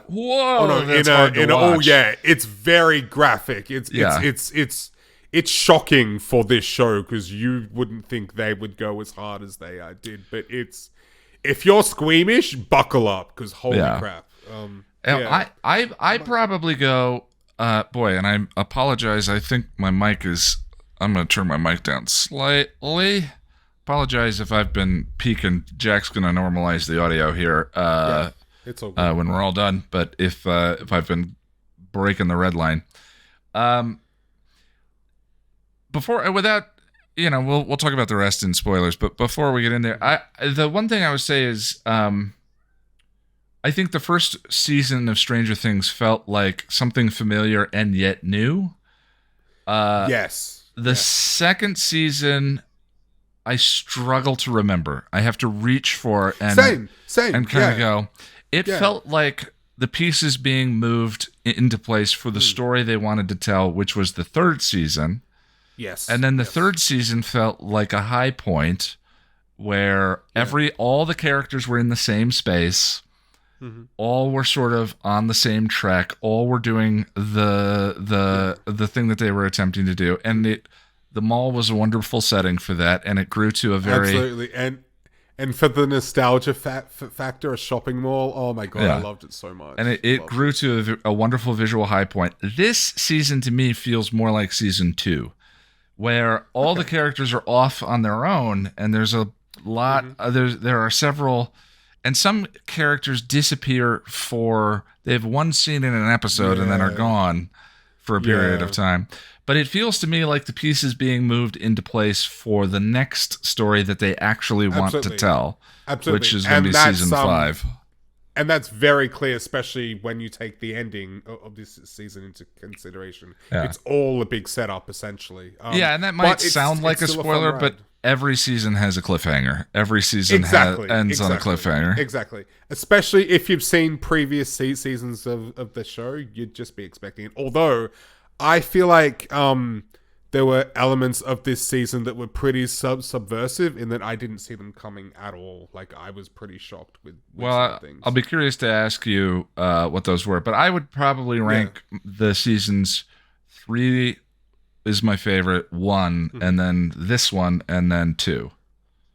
I would say, look, season 3 was the most fun, but I think this one is probably my favorite. For me, it probably goes 4, 3, 1, and then 2, probably. Yeah, I get that. I knew this was sweet spot Jack stuff. I just love the atmosphere of this season. I love the thematics of it. I love the storytelling. I love the aesthetic, all the sets. We get some great one-off characters this season. I just love it so much. But my only, seriously, I've pretty much only got one main criticism, and it's not even a criticism. I just feel like, particularly the last episode, I don't feel like it needed to be as long as it was, although I never felt bored. I never looked at my watch and said, when is this gonna end? But it could have been cut down by quite a bit, I think. Yeah, it had kind of Return of the King level number of endings, and it has a cliffhanger, and yet it feels like I wish that it seems like it wants to have it both ways. There is a feeling of something being conclusive, and yet there isn't. And I wish that if they were gonna go cliffhanger with it, because full cliffhanger. Unlike the other ones, unlike the other seasons, the other seasons have one last scene. So for instance, Will spits out the seed for the monster in the second season at the end of the first season. The end of the second season, they're at the dance. You get this shot outside the gym, and it turns all the way upside down, and you see that the Mind Flayer is still there. The third season, it's the Russian stuff. You cut to it has a stinger, the Russians. You cut to the Russian jail. They mention the American, Hopper. That's got to be Hopper. And then you see that the Russians have their own Demogorgon, right? Yeah. So. Yeah. But every one of those was like a stinger, a Marvel-style stinger as an addition to the end of a complete story. That is not what happened with this season. This season, the climax is not really a climax. We can't. It's tough to talk about without spoiling. But I wish that it had the strength of its convictions to go one way or the other. Well, the courage of its convictions. It felt weird. Because again, trying to be spoiler free here, but it juxtaposes all these moments that feel wholesome with something that's quite grim and what the hell, and that feels like a weird squishing together of things. It's not a stinger style whatever. No. But we should stop here.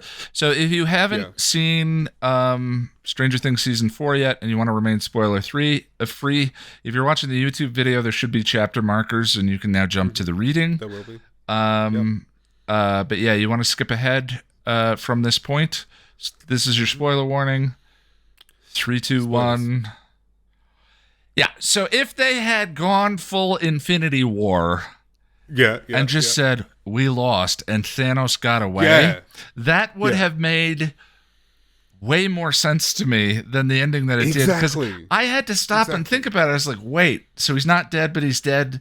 Yeah. The way it's edited and put together, you feel like he's dead. Well, he's dead, but then they go outside and he's gone. Yeah. And then like we've got these scenes of like Eleven and Hopper reuniting, hugging, and I'm like, wait, you do know the gate is open now, right? Yeah. Right.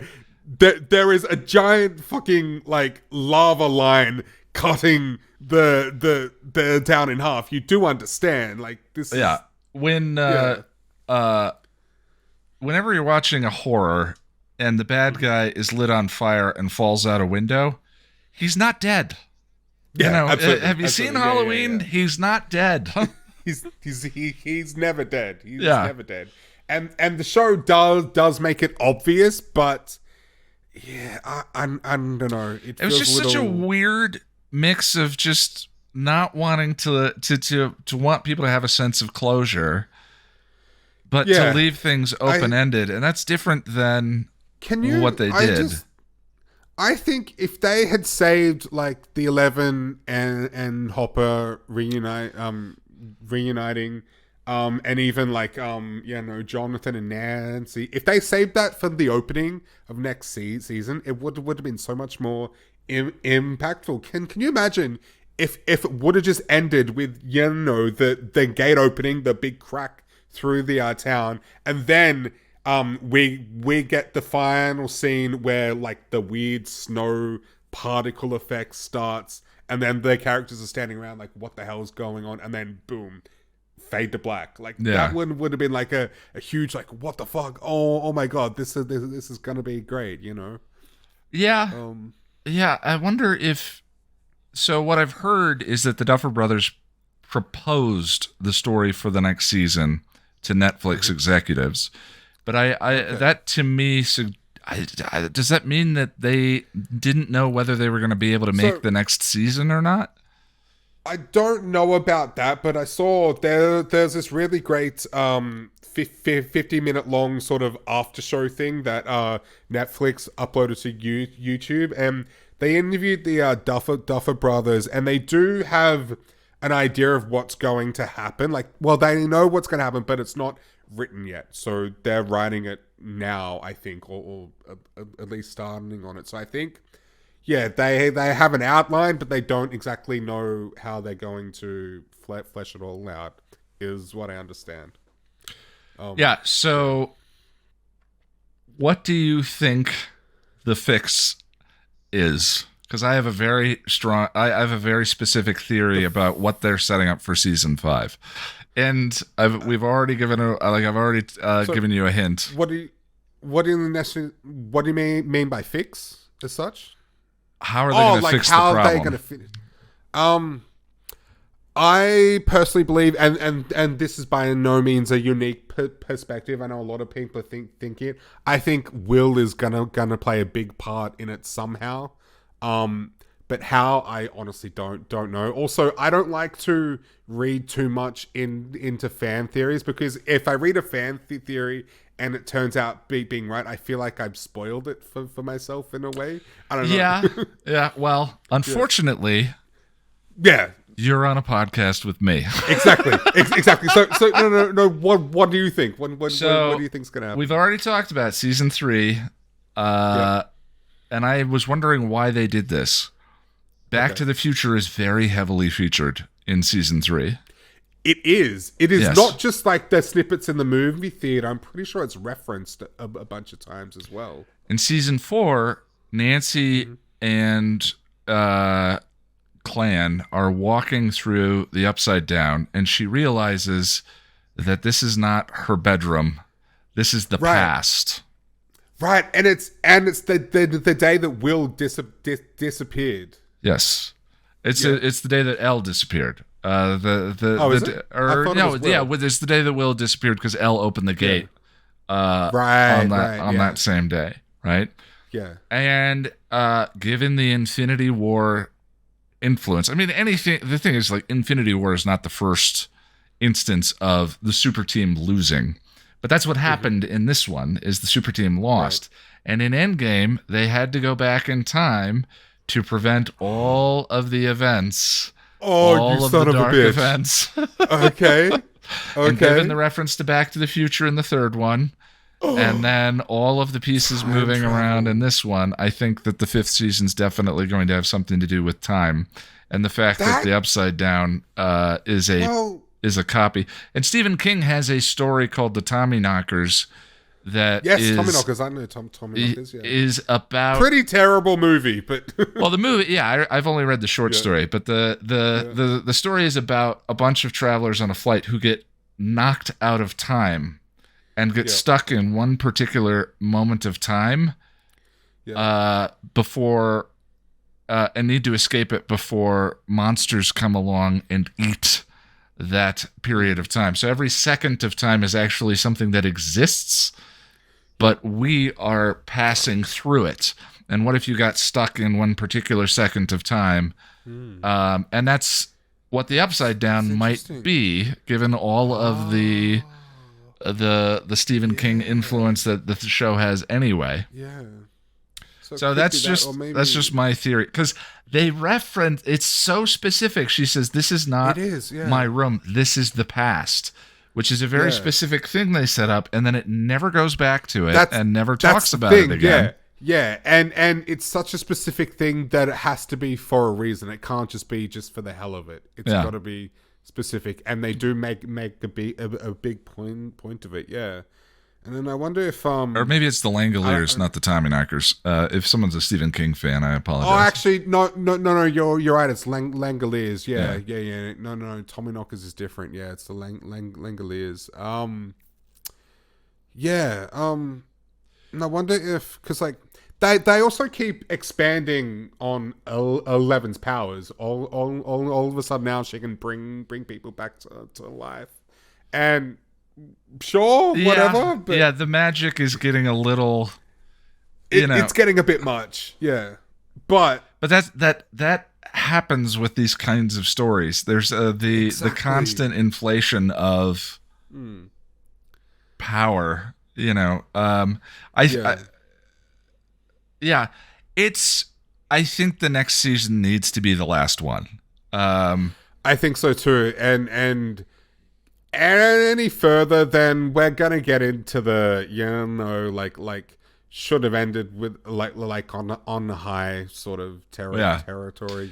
And in my mind, it's high, and this was okay. This season was okay. I don't have the particular affiliation for the tropes that they were borrowing this time. Right. Okay. So it was okay. I agreed, though, for the sake of like sticking the landing and doing it well, I think next season has to be the end, and it's going to be. It's already confirmed there. Some of the I'm just starting to feel the creek, not the creek, but the. For instance, I was telling Lonnie about this earlier. I'm not sure if this is deliberate, right? Okay. But once there was something that was bothering me about the show. Okay. And then I kind of thought about the 80s and was like, oh, are they doing this? So in the 80s, there was a bizarre period that came along thanks to two specific actors, I think it was. Sylvester Stallone and Arnold Schwarzenegger, right? Okay. These two massive, action stars? Well, not what I'm talking about. Massively muscled, gigantic men who started this wave of action pictures where every action lead was an enormous bodybuilder. And then there were the exceptions that proved the rule. John McClane, Bruce Willis is... the diehard thing that was revolutionary about that. He was an everyman, right? But that's revolutionary because every other action hero was... He subverted the trope is what it is. Right, exactly. But one of the things that you got was like in Predator, these, giant muscled baby oiled men holding enormous guns in the jungle and screaming, ah, right? What does Elle do in the climax of every single season of the show? She screams and does something crazy powerful. Yeah, every single season, there's a shot of her holding her hands out and going, ah! Yeah, every single season. Now, here's the thing. In season 1, it's the Demogorgon. Season 1, she's screaming and tearing apart the Demogorgon. Season 2, she's screaming and closing the rift so that the Mind Flayer can't get through. Right. And season 3, she's screaming several times at the fleshy monster at the end of the whole thing as she tears it apart. That was the Mind Flayer as well, wasn't it? Yeah. They had this, yeah. Now, here's the thing. Here's the thing, right? Yep. I see it every time, and I'm like, go out. That's yes, every exactly. single time. Exactly. I feel the creak of it. I see Millie Bobby Brown is just really good at having this screaming cathartic moment of like, ah! And I feel it. And there's a reason why these baby-oiled muscle men were doing it in the jungle with giant guns. There's something affecting about that moment. I don't know. It's like a release of rage. I don't know. And there's something about it. It was starting to bother me until I was talking to Lonnie, and I was like, and I remembered that it's such a cliche for giant men to be shooting and screaming. You know, Bruce Willis does it in, he's running with the submachine. You know, so to have Millie, I don't know how old she was in the first season, but this she's quite kid, young. She was only 18 now. This young woman subverting that cliche, I think, is marvelous. I think it's also just a thing that we just see characters like the heroic character in general. I can think of many movies where there's a scream and the villain's killed or whatever. Yeah, but it's just so specific to the climaxes of every one of Stranger Things that at the end of this movie, when all of the rifts opened up in the ground, I wrote in my notes, man, Elle's going to have to do a lot of screaming to close all of these rifts. And that's what I'm talking about. The show is starting, that to me is starting to feel the repetition, starting to feel the creak of what they're doing. And I don't want it to go out like that because I've really enjoyed the journey. A lot of the action in this one where they're chopping more tentacles. I just stopped. I spaced out. Yeah, I mean, Nancy with the shotgun and whatnot. And I found it a little anticlimactic when Steve, Robin, and Nancy get tied up in the vines for 45 minutes. I'm like, all right, cool. Yeah, I mean, the last episode has pacing issues for sure. But yeah, like I said, it could have been so much shorter than it was. What's weird, too, is I think it's 12 hours of content for 9 episodes, but the other seasons were 12 episodes. They were 12 one-hour episodes. Yeah. So it's the same amount of content, but this feels so director's cutty and not a good director's cut. It feels cinematic. It feels cinematic, I think. Well, the show always felt cinematic to me. What I mean by director's cutty is you have the tight, edited, crisp version of whatever, and then you get a director's cut version that adds an extra hour that includes a unicorn running through a forest. There are these instances of these very successful creators firing their editors once they get successful. You kind of marvel at, no, wait, you got there with your editor. Because your editor, your editor is their aesthetic, their eye, their sense of pacing and timing was one of the things that helped make the thing successful that you were doing. It becomes a big part of your identity because editing is so important. Star Wars was saved in the edit. Supposedly saved in the edit. You know, and those first 3 movies have, the middle movie is the famous one, the one that everyone's like, Empires.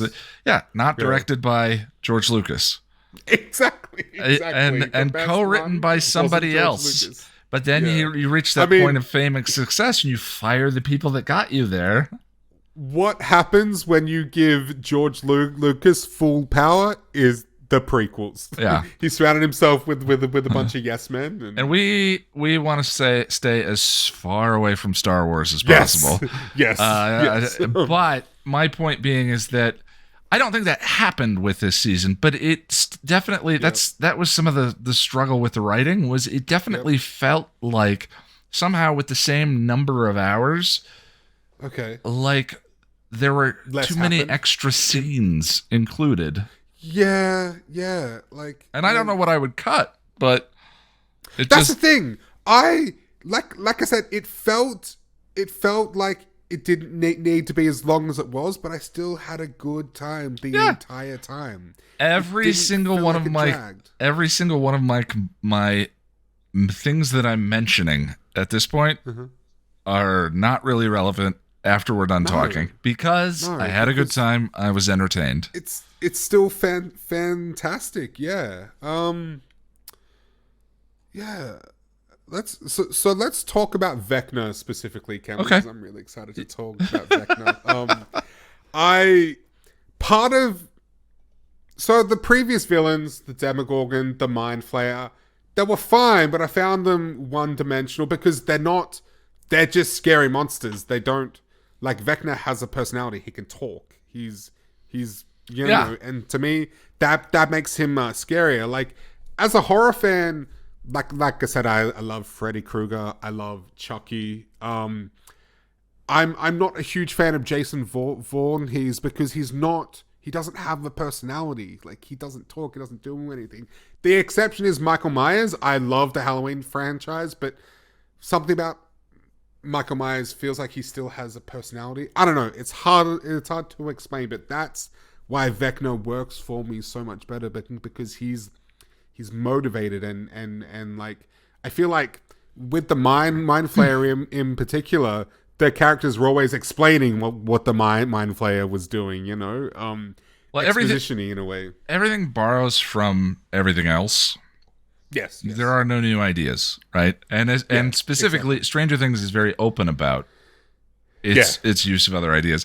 But boy, did I feel the Infinity War influence in this season. He's very Freddy, but him monologuing about how he's going to make the world better and how it's actually an improvement and all of that, to me was Thanos. And it also felt very cliche. Like, every villain has this kind of speech, and it was forgettable, that speech. That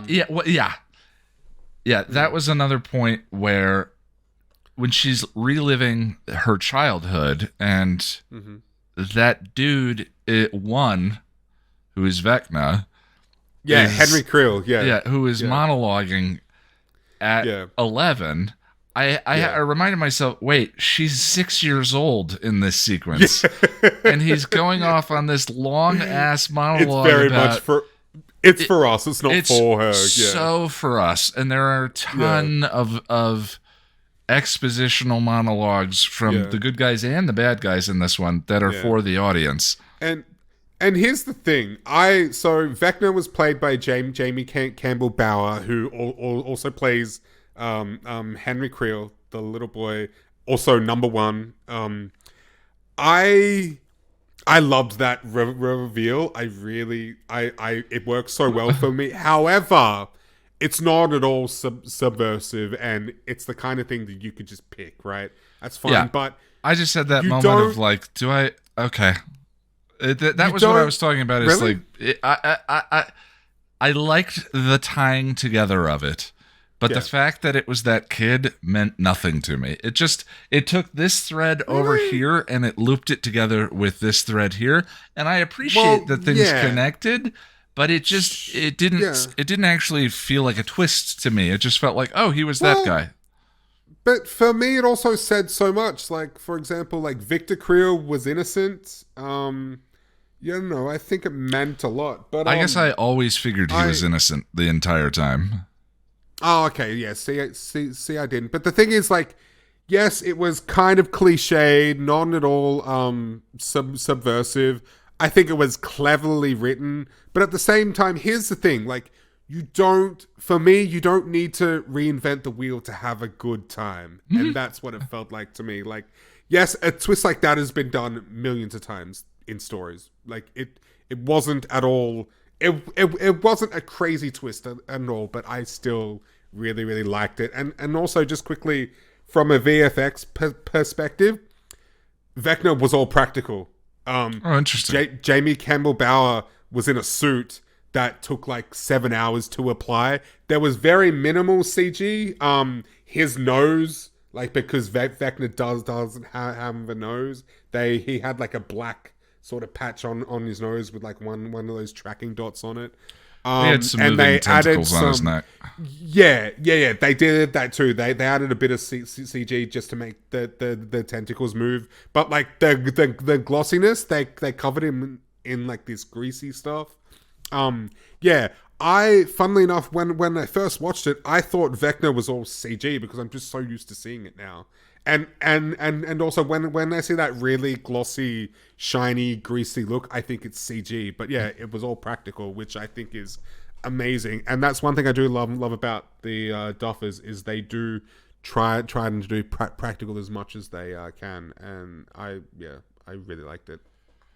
Yeah, some of the volume of CG that they do sometimes do. It's weird watching this. I just realized it's gotten to the point where you notice it enough, like being in the Upside Down, for instance. There are, I am always 99% certain the set is built to about 5 feet away from the actors, and then everything beyond that point. Pretty much, but they do again, like Vecna's lair thing was like that staircase was real. Sure, a lot of that was practical. Yeah, you always have a couple of practical elements, and then the rest of it is CG. And I just realized that I've gotten to the point where I don't care. Exactly. I can still get engrossed in the story. I can still have a good time. You look at a Marvel movie, pretty much they're standing on like a green screen where there's like a green screen, but even like the floor is green. Like they're literally just in a green room. Like Well, Marvel's often a victim of their own success. They have the best CG in the industry. So if something is slightly not up to scale, people go ape shit about it on the internet. Well, people do that about anything on the internet. But the new She-Hulk show, I've seen trailers for the new She-Hulk show, looks better than any of the CG in Stranger Things. But because people were really complaining. Because it's not Thanos, and Thanos is at the moment the best CG animated character in the history of film. But I look at She-Hulk and I'm like, it really doesn't look that bad at all. Like, it doesn't bother me in the slightest. Tell me a good story. My only criticism is I wish they made them more like muscly, because I feel like they slimmed it down to make it look more feminine, which I think is stupid. Yeah. But, Well, we're not here to talk about She-Hulk. Yeah, no, of course not. I think the effects are as good as they need to be and better in this. Exactly. Exactly. I read a Twitter headline someplace. By the way, was there anything else you want to mention about Vecna? No. He's just amazing and I love him. I read a Twitter headline someplace that best villain of the series, I will say that. The Gorgon was fine. The Mind Flayer was nothing. I liked the look of the Mind Flayer. Me too. I liked. It's funny how most of the seasons have a big bad and a little bad, right? Like in the first season, the Gorgon's probably the Doctor or the Gorgon is the big bad, and the other one's the little bad. Season 2, the Mind Flayer's the big bad. Will is the little bad. once the Mind Flayer takes Billy him over. Too, a little bit. Billy's in season. Oh yeah, Billy is in season 2. Yeah. Yeah. Yeah. But Billy's he's kind of like a little bad. But he's like a puppet of the Mind Flayer though, so I don't know if that counts. Yeah, they always do the bully thing. That's a big Stephen King thing to include bullies.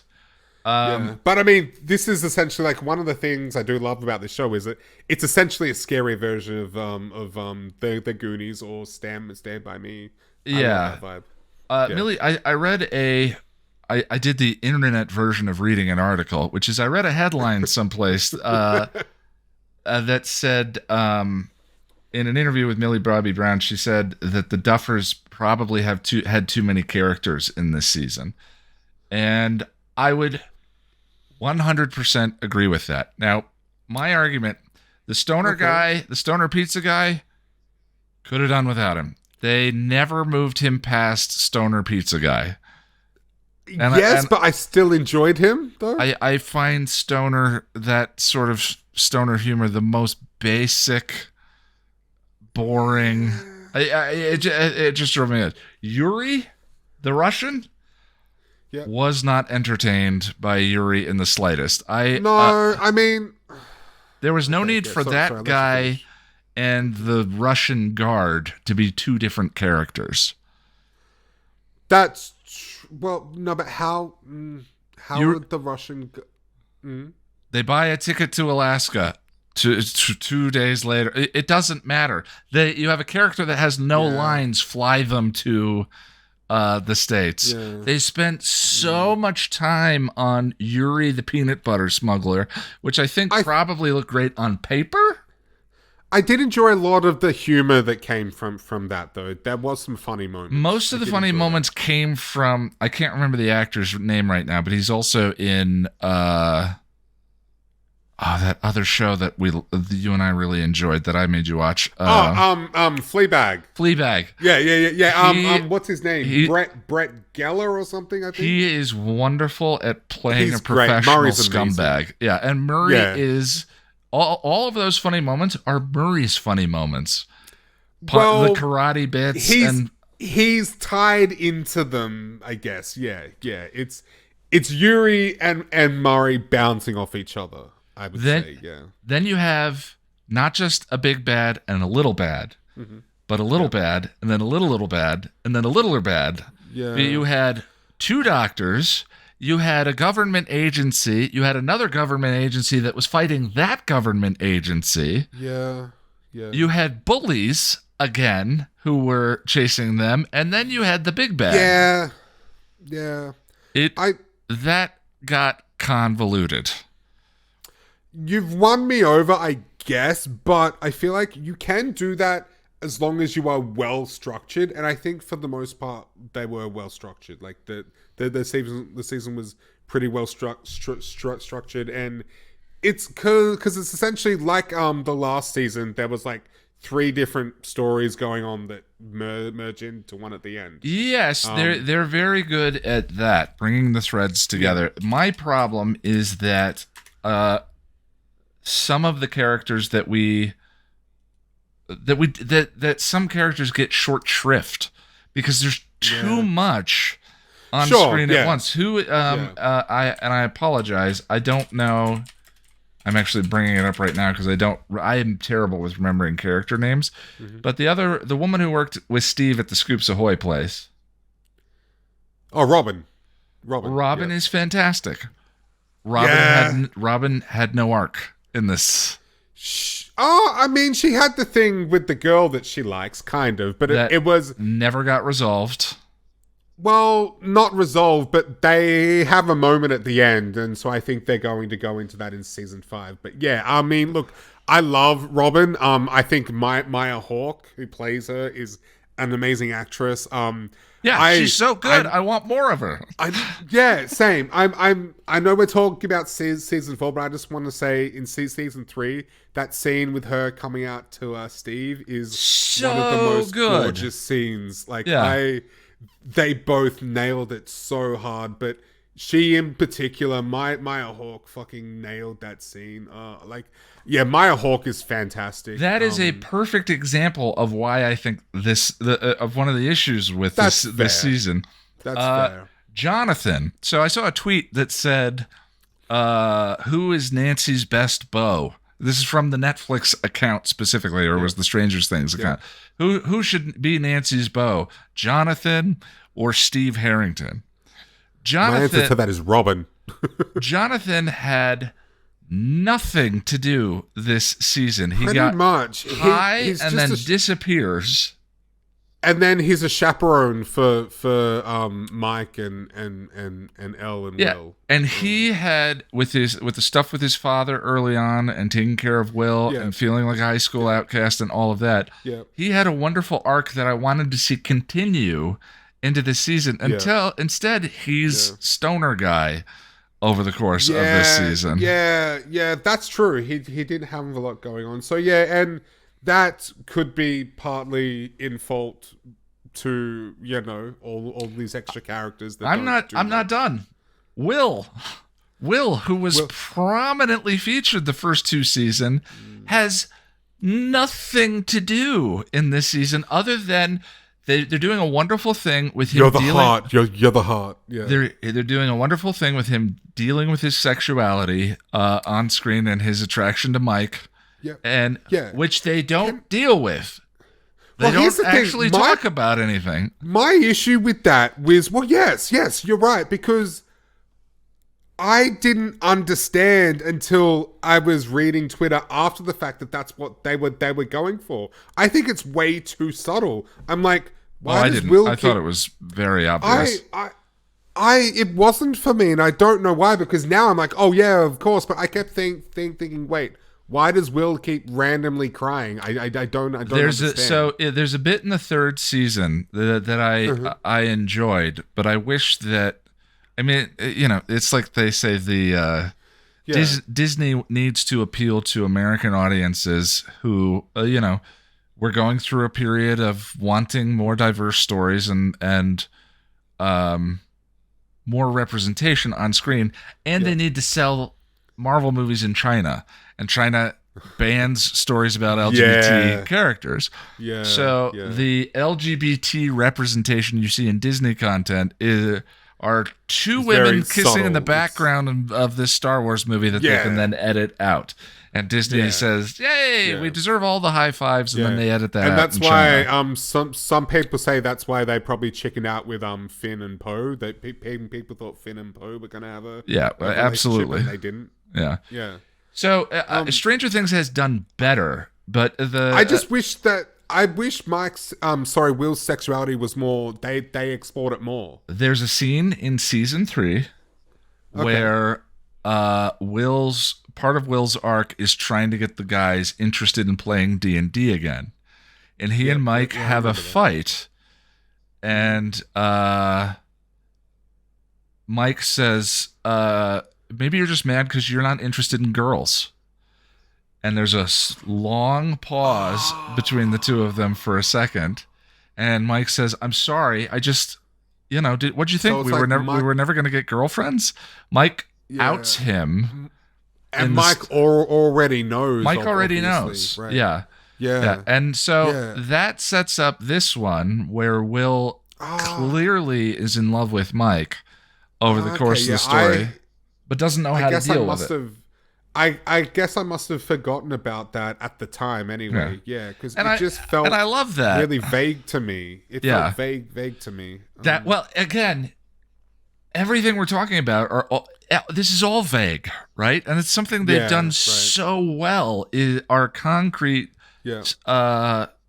They have a lot of characters, but everyone gets... Jonathan gets the moment with his dad. And Jonathan is now the positive male influence over Will. I've got that in my notes, essentially, that every character gets a moment to shine, I think, for the most part. Other characters get longer moments in the sun than others, sure. But I feel like everybody gets a moment. I think everyone gets a scene. Yeah. But not everyone gets an arc. And that's the thing I think that compared to the previous seasons, I find frustrating. It would have been nice to get more Robin. more Robin. Cut more, one of the government more agents. Jonathan. Yeah, stop introducing new characters. They're very good at making charming, charismatic characters. Paul Reiser's great. Paul Reiser's wonderful. He's one of those, like, I have daddy issues, and he's one of those, whenever I see a character in a movie that I want to be my daddy, I'm like, And Paul Reiser, I want to be my daddy from this movie. Yeah. Or this series. I have this intense hatred of Papa, or whatever his name is, the doctor. Who is just back. Yeah, back. Even though we see him get freaking annihilated by a Demogorgon. Yeah, like, everyone else. The Demogorgon kills everyone else, but he has a little scar on his face.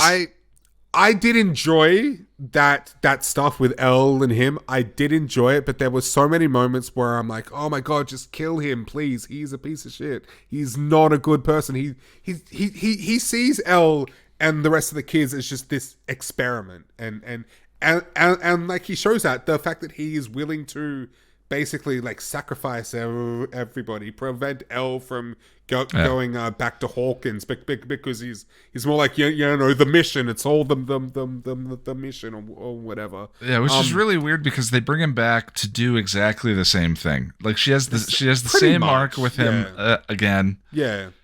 Well, I think she really broke the spell this time, though. You know what I mean? I think she really understood. She finally understands who he is and where.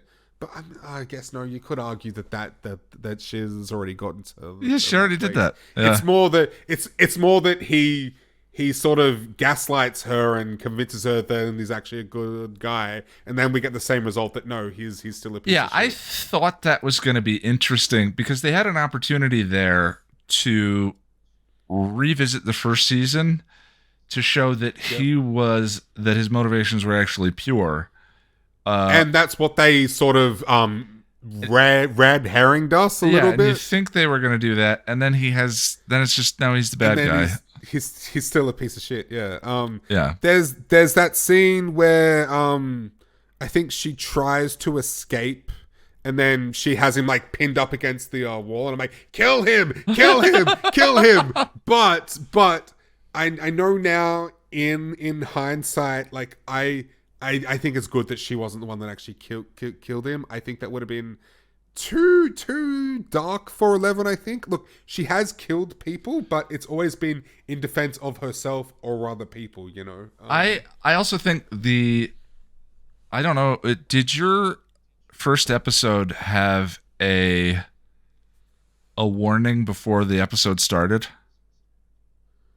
I'm not sure. I watched it on Netflix. Might have just been for American audiences, but when I started the first episode, there's a disclaimer at the beginning of the first episode that says, we shot this before the shooting in Texas. There was a school shooting here. We're not going to get into it, but the opening is so dark and nightmarish, and all the children I'm talking about the first episode of the show. Released rough, and they're all kids that have been massacred in that area. Oh yeah, okay, I follow, because it does open with that. All the blood and the and I thought that that was such a dark, dramatic place to go, that I thought they were going to set up like an exploration of Elle going dark, or some kind of tale about. I loved the sort of the Elle origin story, I guess, that we get. I loved that. I loved all of it. I thought it was amazing. I was in for most of it. Yeah. I just, once it was like, oh, it wasn't really her. Where you set it up that it's her, and then you cut away, and it's like, oh no, it's just this other guy that we didn't show you in a shot. See, I liked it. It worked for me. I don't think I hated it, but it set my aspirations for what they were going to explore in her character and identity. That's fair. To a point. That's fair. To then go to hand wave it and go, no, it was about this other character. To go to that place of darkness and to suggest that was a part of her identity that she's going to have to grapple with, and then it's not really about that. It's about this other. It was like, okay. So for you, it feels like a bit of a missed opportunity to explore something interesting. Especially for an American, if you're going to go and show certain kinds of imagery on screen.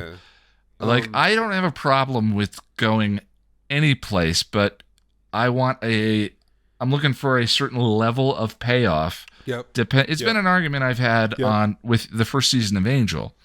If you're going to have Holocaust imagery and Nazi racial purity demons, it needs to reach a certain level of payoff to warrant having gone there. That's fair. That's fair, yeah. And that level of horrific imagery that they showed didn't pay that off to me. It was fine. I enjoyed it was clean, the way they loop it around and the way Vecna is one, and that was fine. I loved. I don't know whether it's the writing or I just thought Jamie Campbell Bower played that whole stuff really, really well. Specifically him as Henry in the lab. I loved that. I loved that dynamic between them. I wish it had been a little more subtle. The second he started talking to her, I was like, oh, he's a bad guy. I don't know who. I don't know where they're going with this. In the beginning, like in the beginning, you mean? When the first scene they show where he says, "Oh, who's a sleepyhead? Have you woken up?" I was like, he's a bad guy. Well, here's the thing. I think what they were doing is they wanted you to think that, and then somewhere in the middle, they say they make you think, "Oh, he's actually kind of a good guy." I never thought he was a good guy. And then we get the whole, oh no, wait, he was the bad guy all along. But okay, you didn't.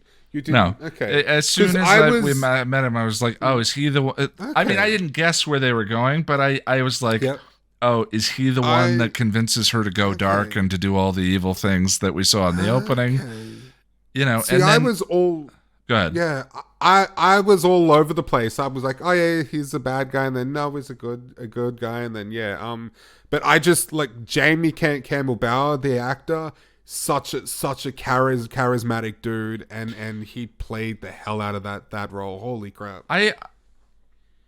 He made or the directors or whoever it was made a very specific decision with what that character was going to be like in those flashback sequences. Yeah. And to the extent that he played that choice, I thought he did a marvelous job. It's the choice itself that I'm like, I wish, I don't know. I wanted to be seduced by him. I wanted to be like, you wanted he's to be won guy. over like I was kind of. Well, not won over, but you wanted to have that doubt. Yeah. And I never had a doubt. I was just...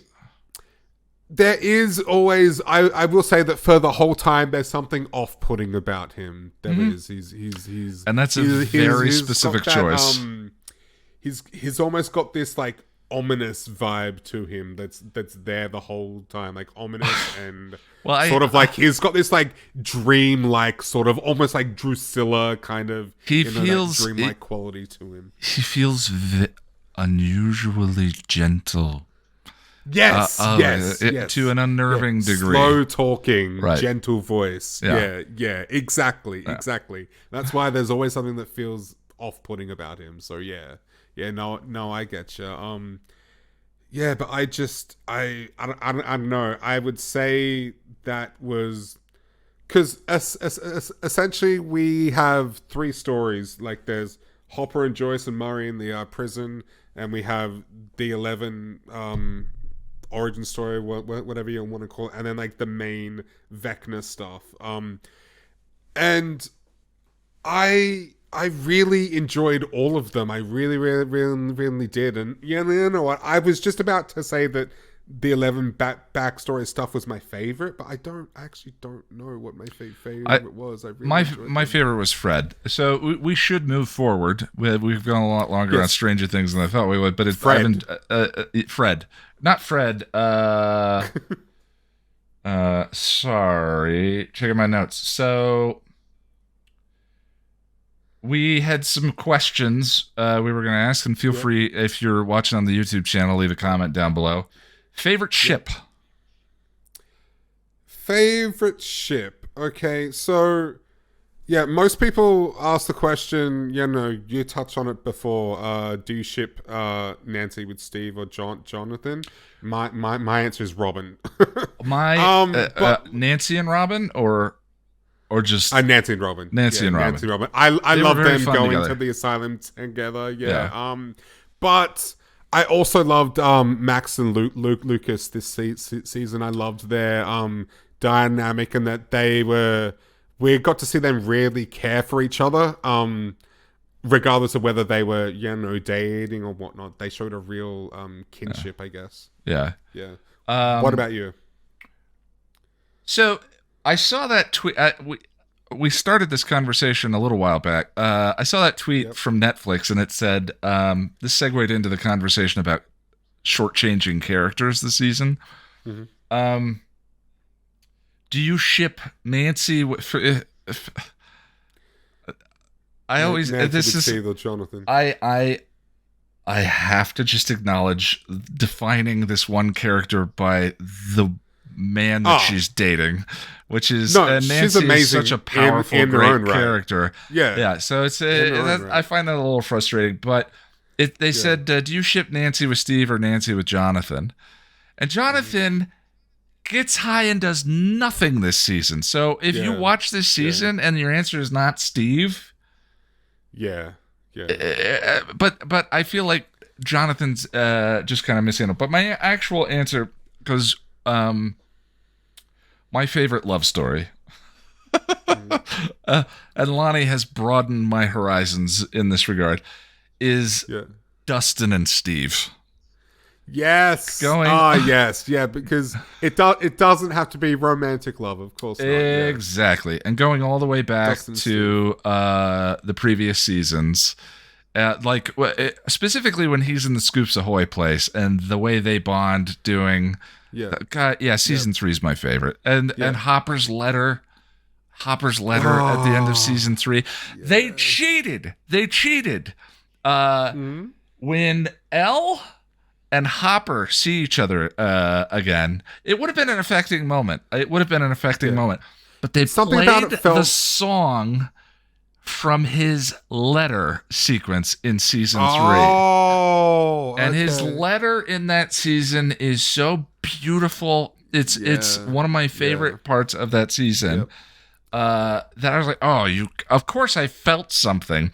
But this is where I say, we had this discussion in the City of Angels thing.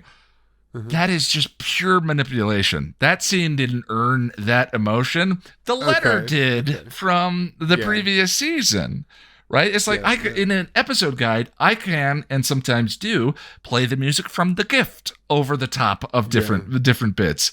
Now, just because people feel something, and that's wonderful, it's like, sorry, this is we're having a different conversation. I started a different conversation. I apologize. Favorite ship this season is just Dustin and Steve. And I love when Steve is talking to the new character, who's the only new character I liked. Dude, I haven't had a chance to talk about him, but what's his name? Eddie Munson. Eddie's the only new character that gets enough development. When Steve and Eddie are talking, and Eddie's like, and Steve and Dustin have been negging each other the entire series, and Eddie's like, "Oh yeah, Dustin loves you, man. Talks about you like you're his hero. It drives me nuts. I'm super jealous." And Steve's like, "Really?" I just their affection for each other is so wonderful. Yeah. Talking about platonic ships too. I love Steve and Robin, especially in season 3. Steve and Robin are great. Steve and Robin are They're great. amazing. Even Dustin and Eddie. I love their their dynamic. But I know we are running long, but I have to talk about Eddie. Oh yeah, Eddie we forgot about Munson. Eddie. Go ahead. 2 minutes. It's 2 minutes. I loved Eddie Munson so freaking much. He is probably my favorite character to pop up in the series in quite a long while. Played by a wonderful English actor by the name of Joseph Quinn.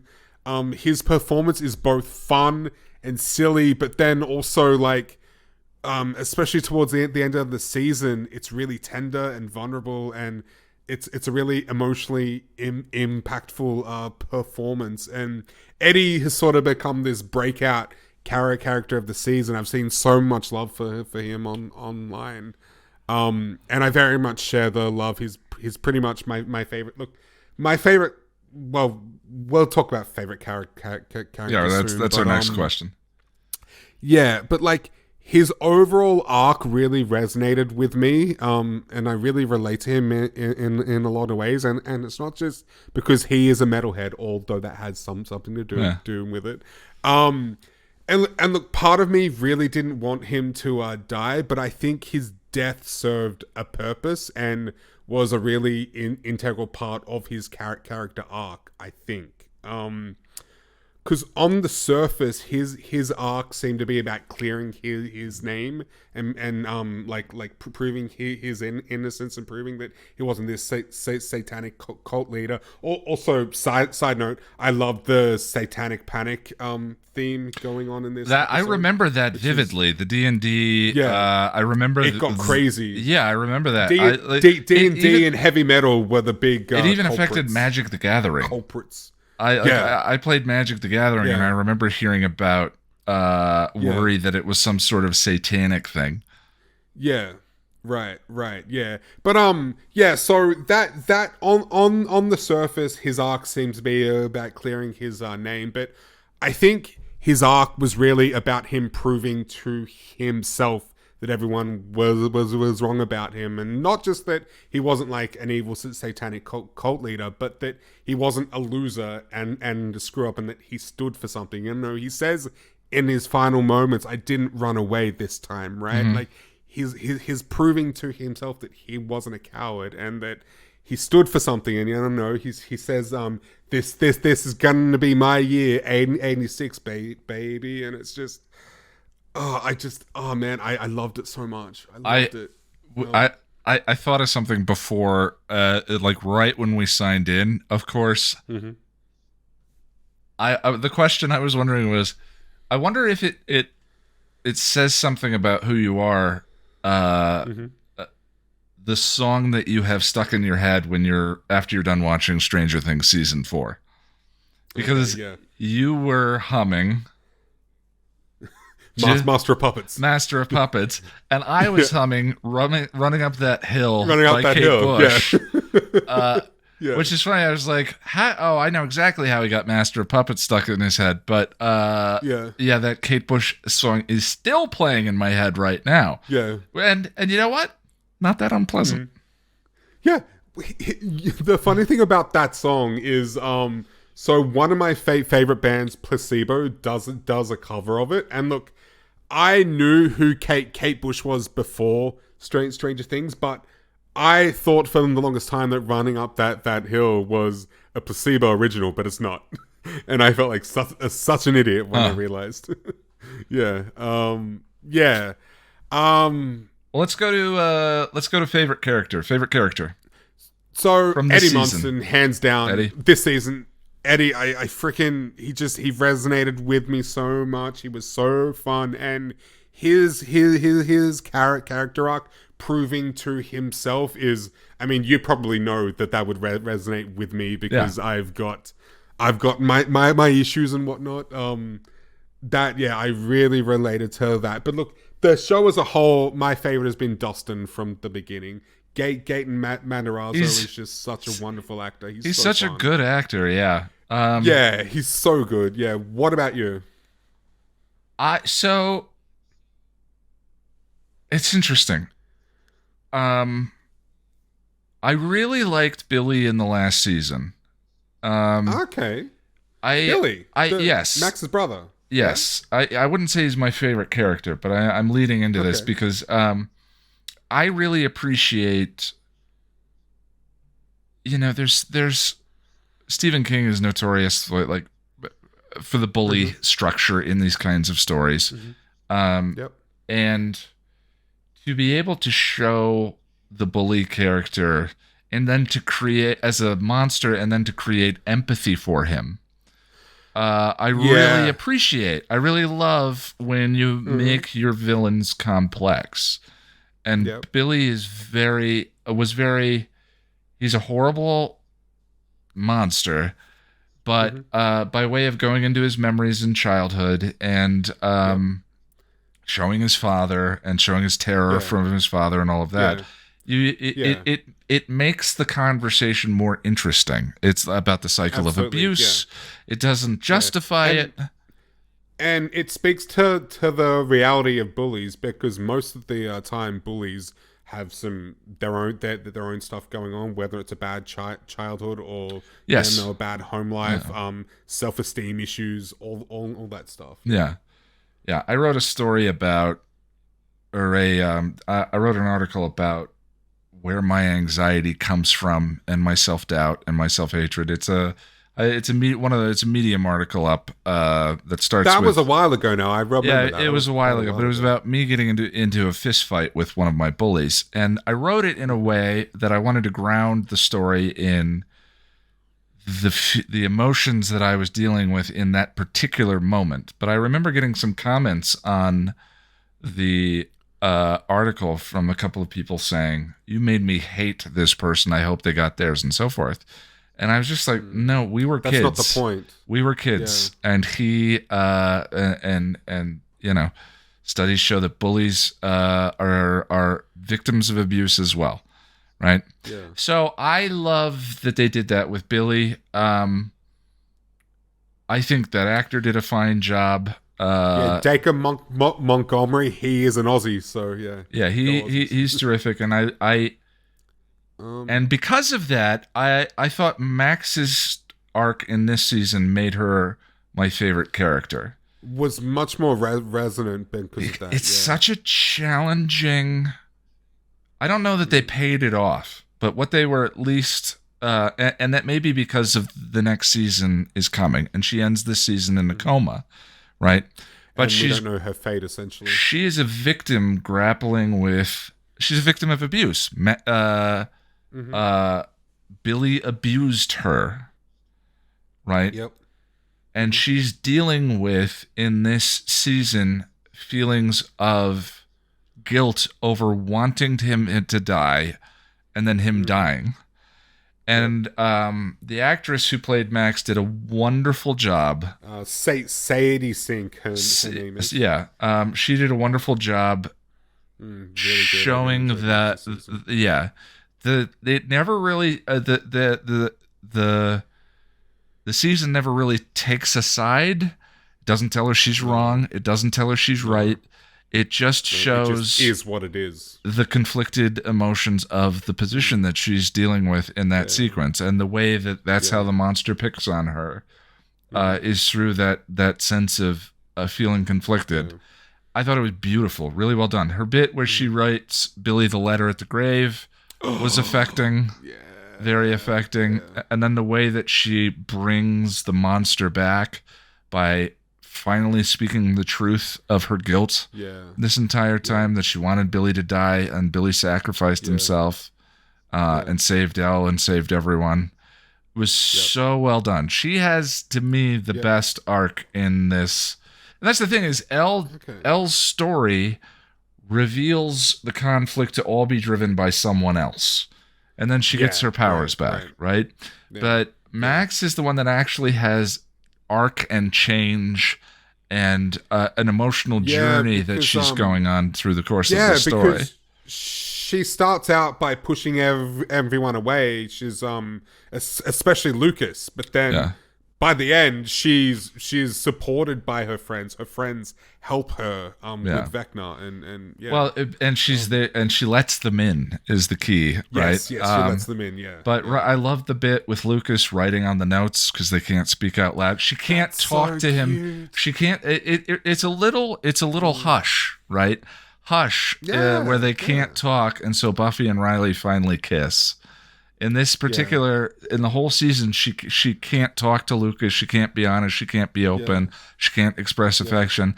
So in that moment where they can't talk, they're able to communicate. Finally, they write it on paper. I didn't think of that. That is really beautiful. It's that really is such pretty. nice construction. Yeah. The way that works. Yeah. Oh wow! I didn't think of that. Wow. Yeah. You've blown my mind a little there. That's amazing. Yeah. Yeah. This is the thing that I wouldn't call it frustrating because again, Stranger Things, where I feel, and of course, the first one I'm going to compare it to is Buffy. Like where Buffy, it feels like it's about something. There are more significant moments that are about life and that are relatable at any age, and that aren't strictly just moments of empathy or compassion for a character, but where moments of identity where you identify with them, and you know, there's a little bit of that with Eddie, and there's a little bit of that with. But it's very generalized. We feel fear. We feel left out. We feel whatever. Bully stories are very easy to generate a connection with the audience because a lot of people have dealt with bullies or abuse or what have you over time. That's different than what Buffy does, which is something like the body is about something ubiquitous that connects with us perfectly and emotionally. We've all been there, you know, so forth. Stranger Things just doesn't have that level, and it's and it doesn't need to. I don't need it to. No, but it's not. Yeah, it's not. It's a little more. It's not as deep. I guess it's not. It's not very deep, and that's okay. Yeah. It's because it's incredibly entertaining for what it is. And but I know I'm not going to remember this season in a couple of weeks. I see. I mean, I will, but that's because I'm obsessed with it, and it just impacted me in a lot of ways. But yeah, I feel like though Stranger Things, I think it works because it knows what it is, and it's not trying to be something else. And yeah, I think it's figured that out. I'm not levying a criticism at it by saying what I'm saying, or I'm not trying to. I'm just sort of. When I was done and talking to Lonnie about it, she said she couldn't remember what happened in seasons 2 and 3, and I can because I just watched them recently, right? Last thing for me, it had just been too long. Yeah. So yeah.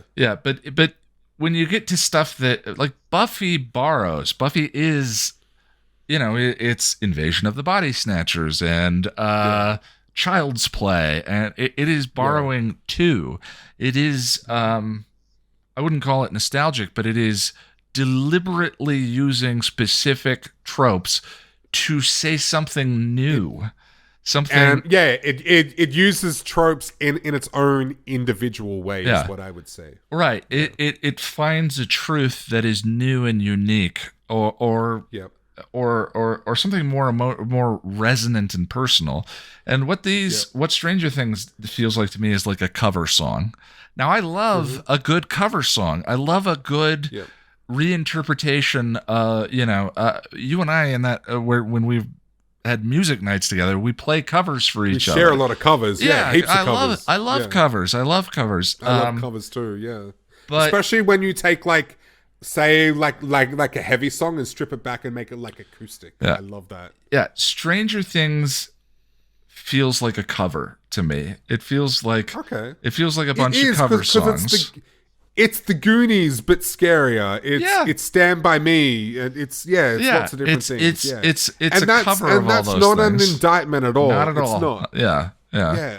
But it's just so funny. As tomorrow I'm going to go back to editing I Was Made to Love You, and boy, are there some interesting things in there about relationships and looping and arcs and all of that.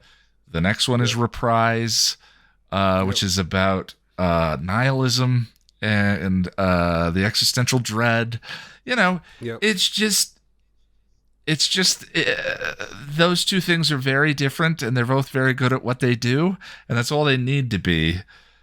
But I couldn't, because of the waters that I swim in most of the time, 9 to 5. I just couldn't help but making the comparison. One of those will be something that I'm watching in my 70s, and the other one I may not. It was, but I don't regret the time I spent with it right now. You know what I mean? I get you.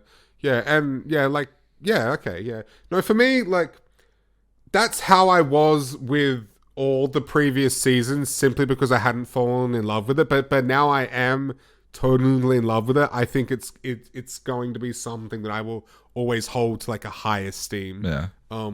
Yeah.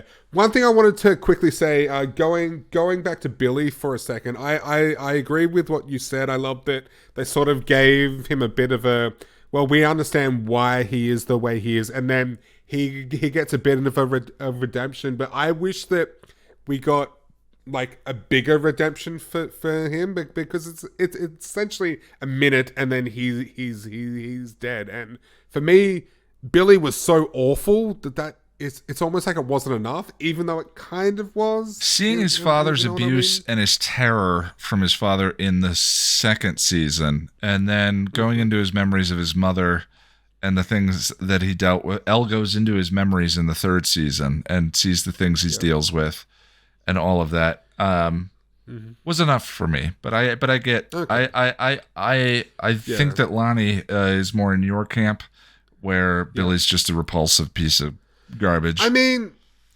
yes, but I empathize with him now, and I guess I just wanted. I feel like if we got to see him do more as a good guy, like spend half of that episode redeeming himself or something, I think it just would have been more emotionally resonant for me. I think, sure, as opposed to just the sacrifice play and then he's dead. But yeah, I mean, I agree with Lonnie in that it doesn't necessarily negate what he did. Yeah. Well, we really need to move forward because we are pushing 3 hours here. Yes. So favorite moment, I think, is what we're. Oh, it's definitely Max either at the gravestone or when she's talking to the demon and admitting her actual.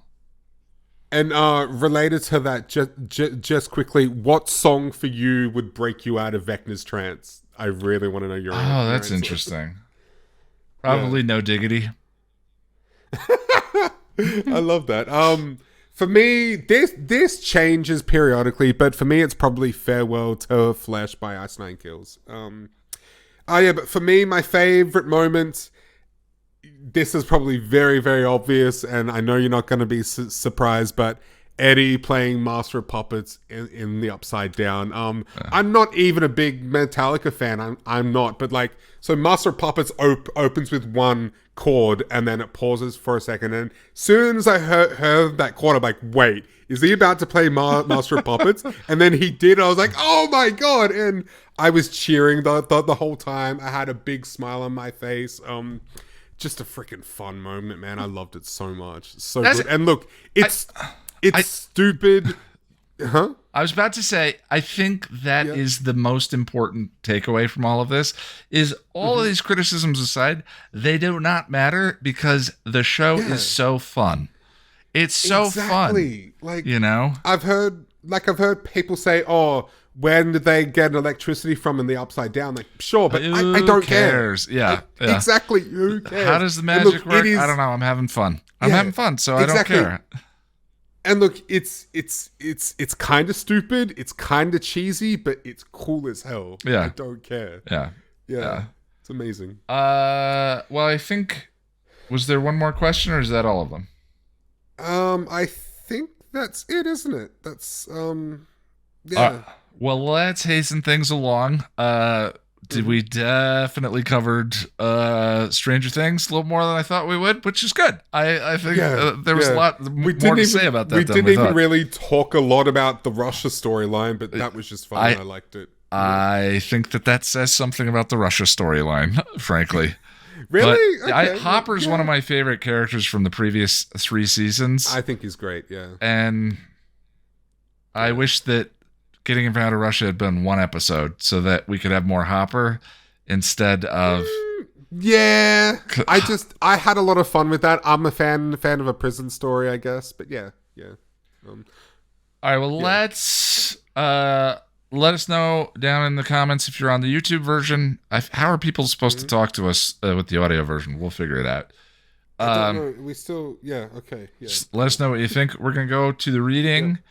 and then come back and figure out what we're going to talk about next week. You want to listen to that bit because you can help us out. So here we go to the reading now. Here is Gone by Terri Botta, Epilogue Part 1. There's actually 2 episodes left. This one and the next one.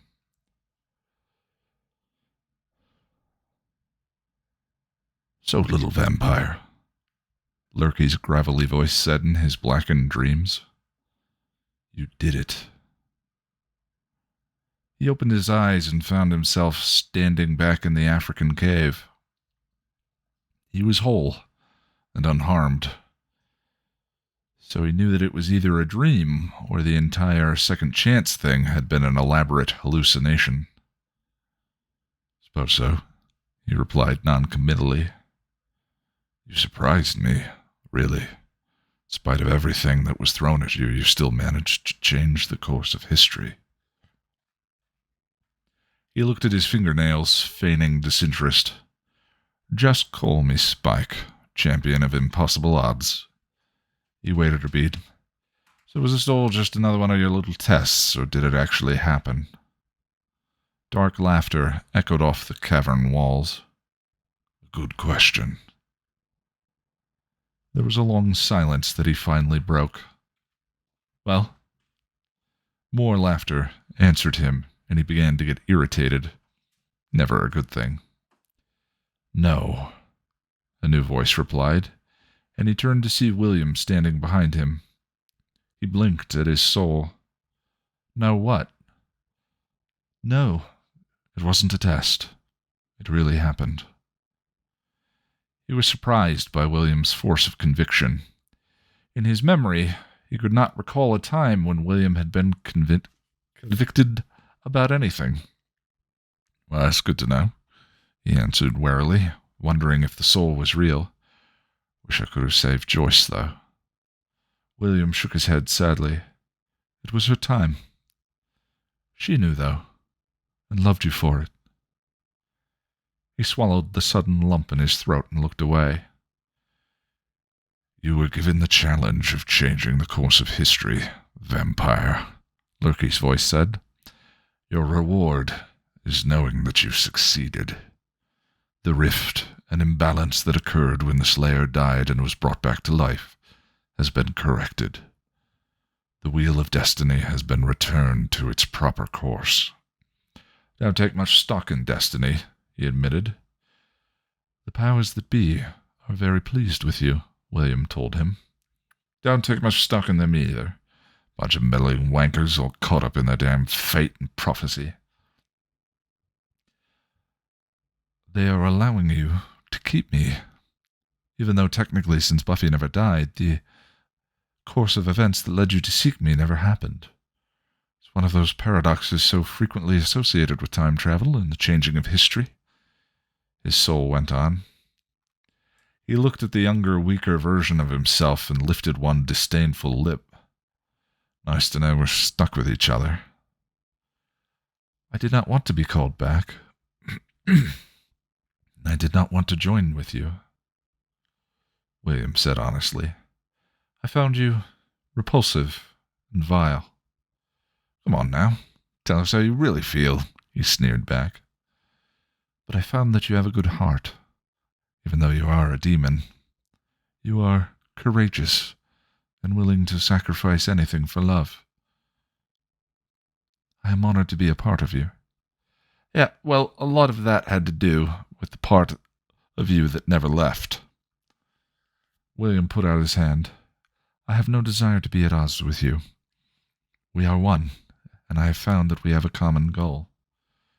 He offered the hand for several moments. He eyed the hand for several moments, then reluctantly took it. William's long fingers closed around his tightly, and the man smiled. Let us return. The world of our making awaits us, and there is much left for us to do before all is set to rights. He nodded in agreement, but snarked anyway. Isn't that just ducky? I'm so looking forward to it. William smiled and chuckled, then turned to lead the way out of the cave. He moved to follow. "You will not see me again, vampire," Lurky said. "In reality, you never saw me." He turned his head to look at the demon. "Well, that's good. Could live without ever seeing your ugly face. Be careful what you wish for from now on, vampire." Yeah, all that rot," he sneered, then motioned to William, who was waiting for him. "Come on now, lead the way. Gotta go see about a girl." William sniffed in disdain and continued down the passageway. "Gotta see about a girl? Is that the best you can do? No wonder she never noticed your affections." He shook a warning finger at his soul as they walked side by side. "Now don't you go getting any ideas, you punce. I'm quite certain I can come up with a more suitable expression of our love. Like hell you will. I won't have you handing her some sort of pathetic drivel," he warned. "Women love an honest expression of a man's feelings," William argued back, stopping and turning to face him. The tunnel was coming to an end about 20 yards ahead of them. "Not this woman. Take it from someone who knows. Slayers don't go in for that flowers and frills rot. Gives them something to hack and slash. Give them something to hack and slash. I know from experience that the fastest way to a Slayer's heart is with something sharp, pointy, and lethal. Sometimes nothing rhymes with entrails." William stood up straight, his nose held up in offense. You truly are a vulgarian of the worst sort. And you're a spineless git, so what else is new?" William gave him an exasperated glare. "I doubt we will ever get along amicably." "Well, me demon, you soul. Doesn't make for the closest of friendships. Besides, I'm bad, and you're not." "Bad," William scoffed, as if that was a high aspiration. "Oi, do not underestimate the power of badness. It served me quite well over the past century. Bloody hell, now you've got me talking about like a Nancy boy, you punce," he cried, horrified. "There's absolutely nothing wrong with speaking the Queen's English properly. If you want everyone to think you're a wanker." William sighed and closed his eyes with a subtle shake of his head. We could spend an eternity arguing here. I was bored stiff 10 minutes ago." "And our lady is waiting," William reminded. "It's not polite to keep a lady waiting." "It certainly isn't. Shall we do this, then?" He nodded. "Yeah, let's get on with it." William gave him a soft smile and stepped towards him. Then his form went translucent, and he stepped into Spike's body, merging with him. The vampire shuddered as his soul joined with him, feeling William enter and take his place inside. Shortly after their merging, the end of the tunnel began to glow, and he knew that the way back to the waking world had opened. Smiling, tears moistened his eyes. He placed one hand on his chest and walked through. "Spike, William, wake up," a voice called to him from the darkness.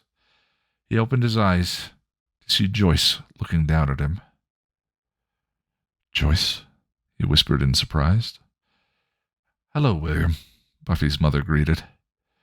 "But I thought—" "Oh, I'm still dead, Spike. But I've been allowed to see you." "Where am I?" "Physically, you're on the sofa of our living room.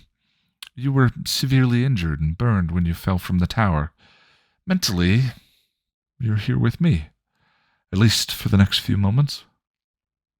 He could feel the sting of tears on his eyes. Joyce, I'm so sorry. I tried so hard. Hush.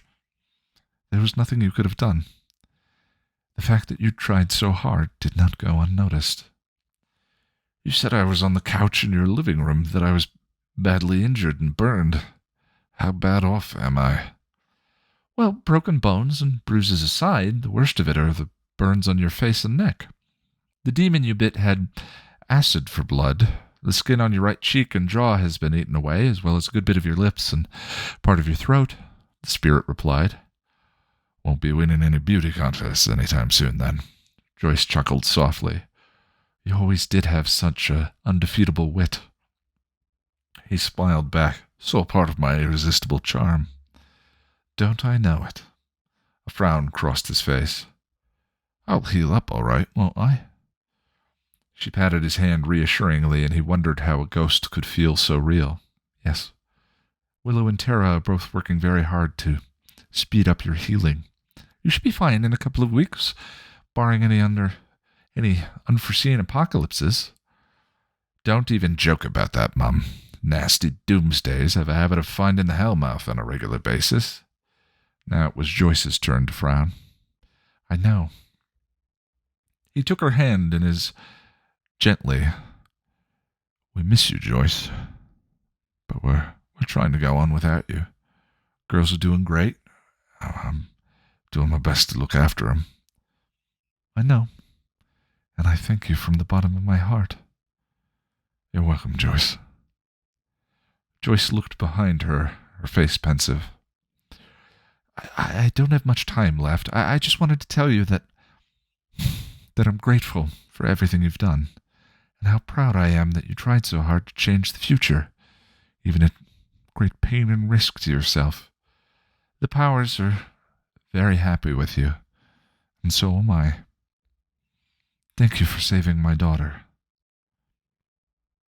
"You're welcome, Joyce." She looked behind her again. I have to go now. Give Buffy and Dawn my love." "I will." The image of Joyce began to fade. "Take care of them," she charged. "Till the end of the world," he vowed back. Joyce smiled and disappeared from sight. "Goodbye, William." "Bye, Joyce," he replied. But she was already gone. All right, that was the final chapter of that story. Yep. It's been quite a journey. Yes. Of more than a year or two, I think more than 2 years now of reading that one. Yeah. Thank you, Terri Botta. If you ever happen upon this, if you ever listen to this, I hope you enjoyed the performance. And we've said before that we would love to have you on, and that's an open invitation. If you ever see this and you would like to come on the podcast and have a chat, you're more than welcome.